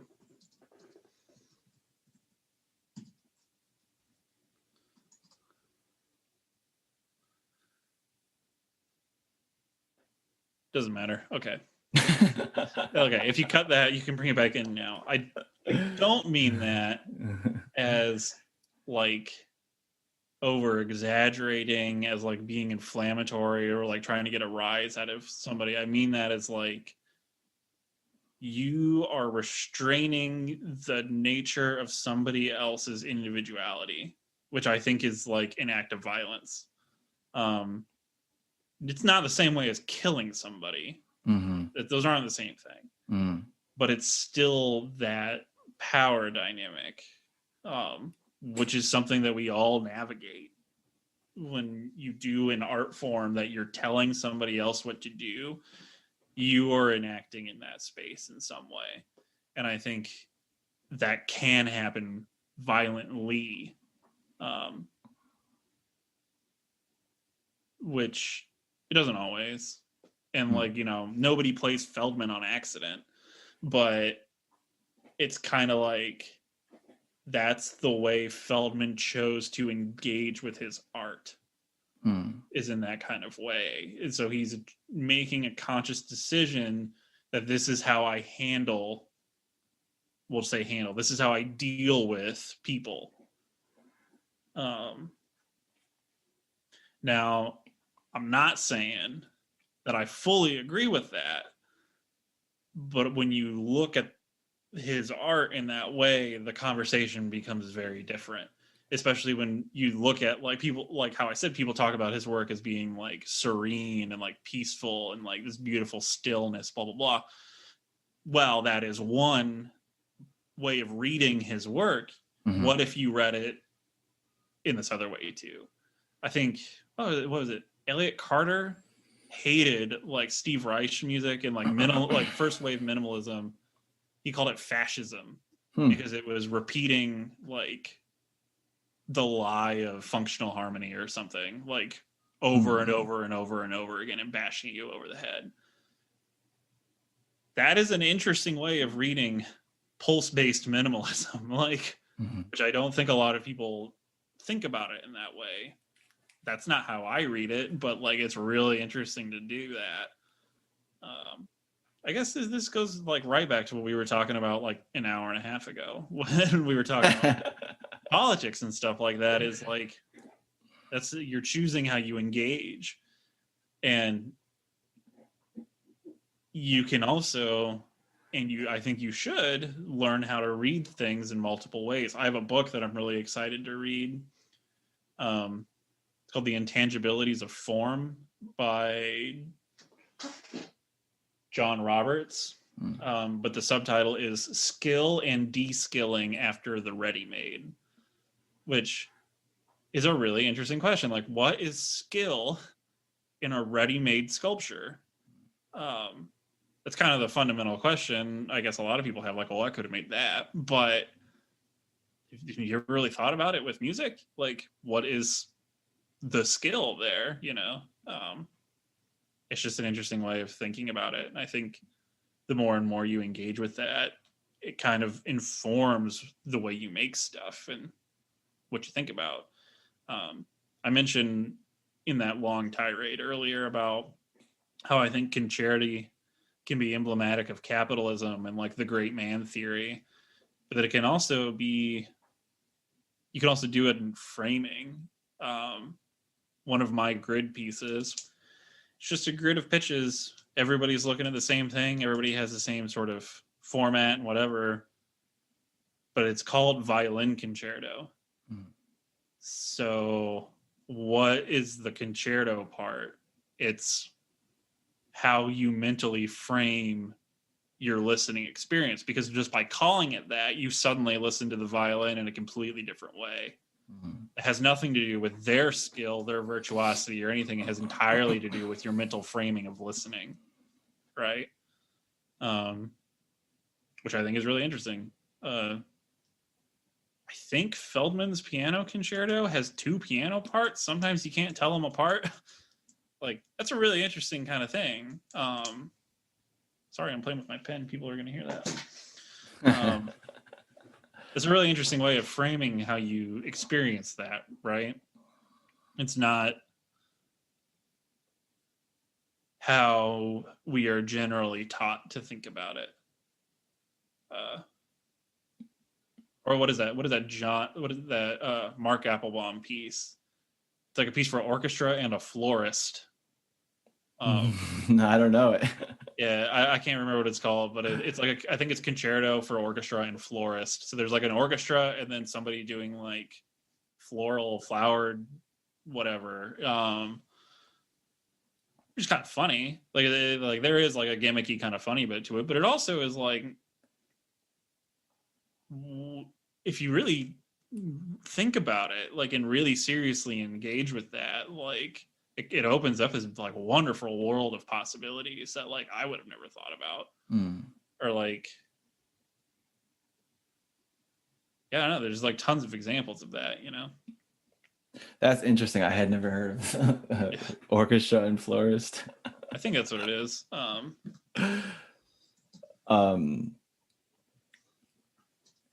Yeah, how you engage with what you're experiencing, both or as listener, as performer, and as composer. Mm-hmm. That's an interesting and important thought, I think. Especially with, like you're saying, like what we do, you know, writing music and collaborating with performers. Mm-hmm. One thing that I have a little bit of trouble with using the word violence for explaining composition is that there's a choice made, like you said, like you have a choice to how you engage. Mm-hmm. And I think that goes with the performer as well. So like performers who work with you have an idea of what to expect of what the music's going to be. Yeah. I imagine I know exactly what you're about to say, and I also agree with that. Right. So then if that's the case, then I don't see how that's violence. Mm-hmm. Right? Yeah. That's what makes it interesting to think about, is like that's the next couple layers of that line of thinking, is like,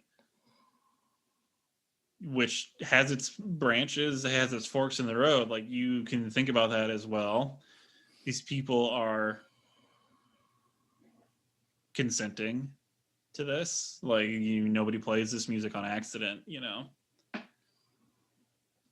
But you can also say, what does that tell us about labor and like that kind of employee-employer kind of relationship? Like, also, who's complicit in what? Like, who is making these decisions? What if the second violinist doesn't want to do it, but they have to, kind of thing? You know what I mean? Those are all possible other avenues to take that conversation. Yeah.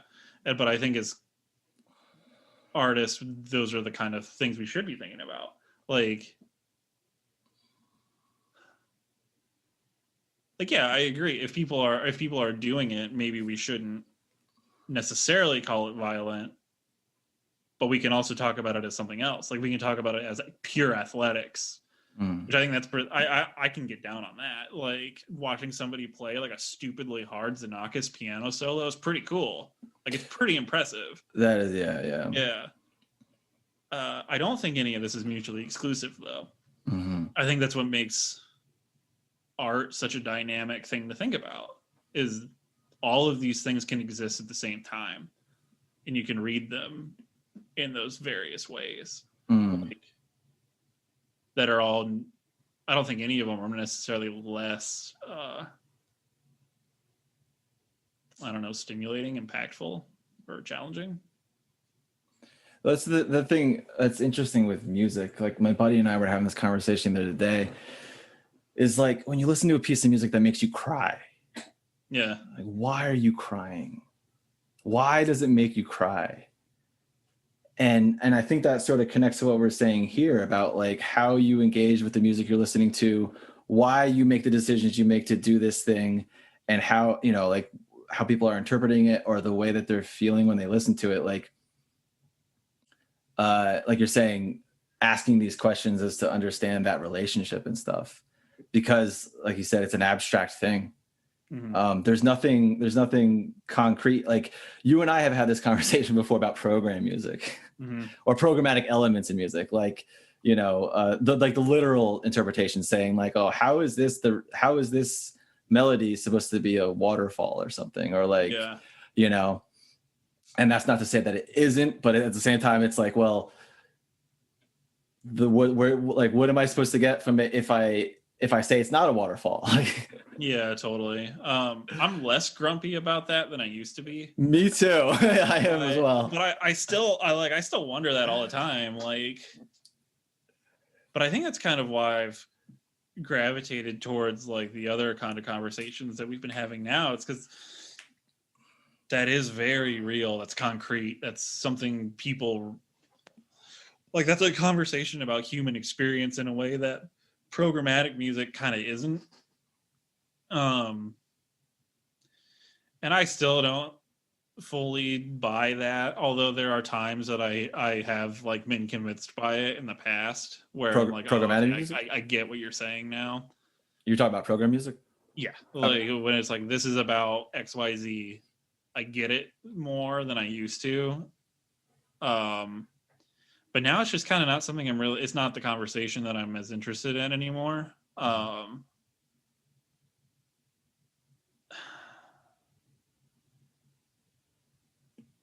Because like I don't know. I still think that if you write a piece that's about the tree in your grandma's backyard, nobody knows that. Probably didn't do a great job at explaining that that's what it's about. But are you hanging on to that? Is that actually what it's about, or is that just what you use to jump off of? Right. Which I think if it's like, this is what I use to jump off of, that's one thing. But also, if I don't get it, who gives a shit? You know what I mean? Like, does it matter to you if I didn't get it? Because then that's another thing too, which is what I was talking about. Like, what is skill? It's kind of like what is good. Which the older I get, the less I'm sure of in general. I'm not nihilistic. I don't think anything goes, but I'm also like not dogmatic. And sometimes those two statements contradict each other in my head, and I don't have a good answer for why. But then, like, I don't know. That's kind of like dealing in absolutes, and I'm just trying to figure it out, man. Like, yeah. I'm 27 years old. I'm trying to figure it out too. Like, I'm just a kid, man. Come on. I don't know. I think at the end of the day, I'm more excited when people are stoked on stuff than anything else. If somebody's like, this is about the tree in my grandma's backyard, and that's the hill I'm going to die on, and I can stand by why for a really long time, and this is my shit, and this is what I'm stoked on. I'll be a lot more convinced by that than somebody that says the same thing, but they're like wet bread about it. You know what I mean? Right. Which can go in the complete other way with like gnarly, inaccessible shit. If you're like, why'd you do this? And they're like, I don't know. That's a lot less interesting than somebody that can like articulate why and why it matters. Yeah, I guess like it's hard to tell because you have to like talk to people and engage in that kind of like conversational space. But I've kind of always felt that like there's people that you and I are friends with, Adam, whose names I will not say, that I could give a shit about their music really, but I really like them and I really like how much they really like doing it.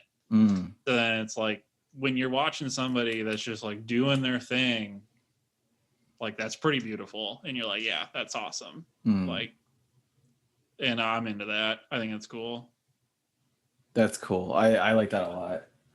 That's yeah, man. I have no good segue here, but I do have to say I think I'm at my point where I need to cut it. I beat you. I think so, man. Dude, holy shit, we've been doing this for over 3 hours. Yeah, 3.5 hours. Nobody's gonna listen to this whole fucking thing. Sorry, you can trim it. No, I don't know how I'm gonna post this, if I'm gonna do it all in one chunk or like in parts or whatever. But before I stop the recording here, is there anything you want to leave the people with? Maybe a little word of wisdom or some love or some events coming up? Social media tags? Social media. I don't know. I'm always doing stuff. If you're curious, you can follow me on various social medias and whatever. You can feel free to write me at any time if you would like. I'm easy to get a hold of and I'm easy to find. So if you ever want to chat or yell at me, please feel free to do so.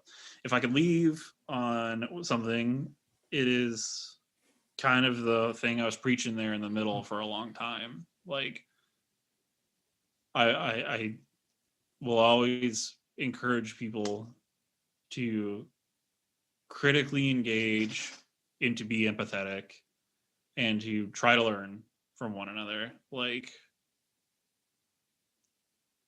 be helpful, participate in your community, and try to uplift voices and people that need it, and use your skills to do so.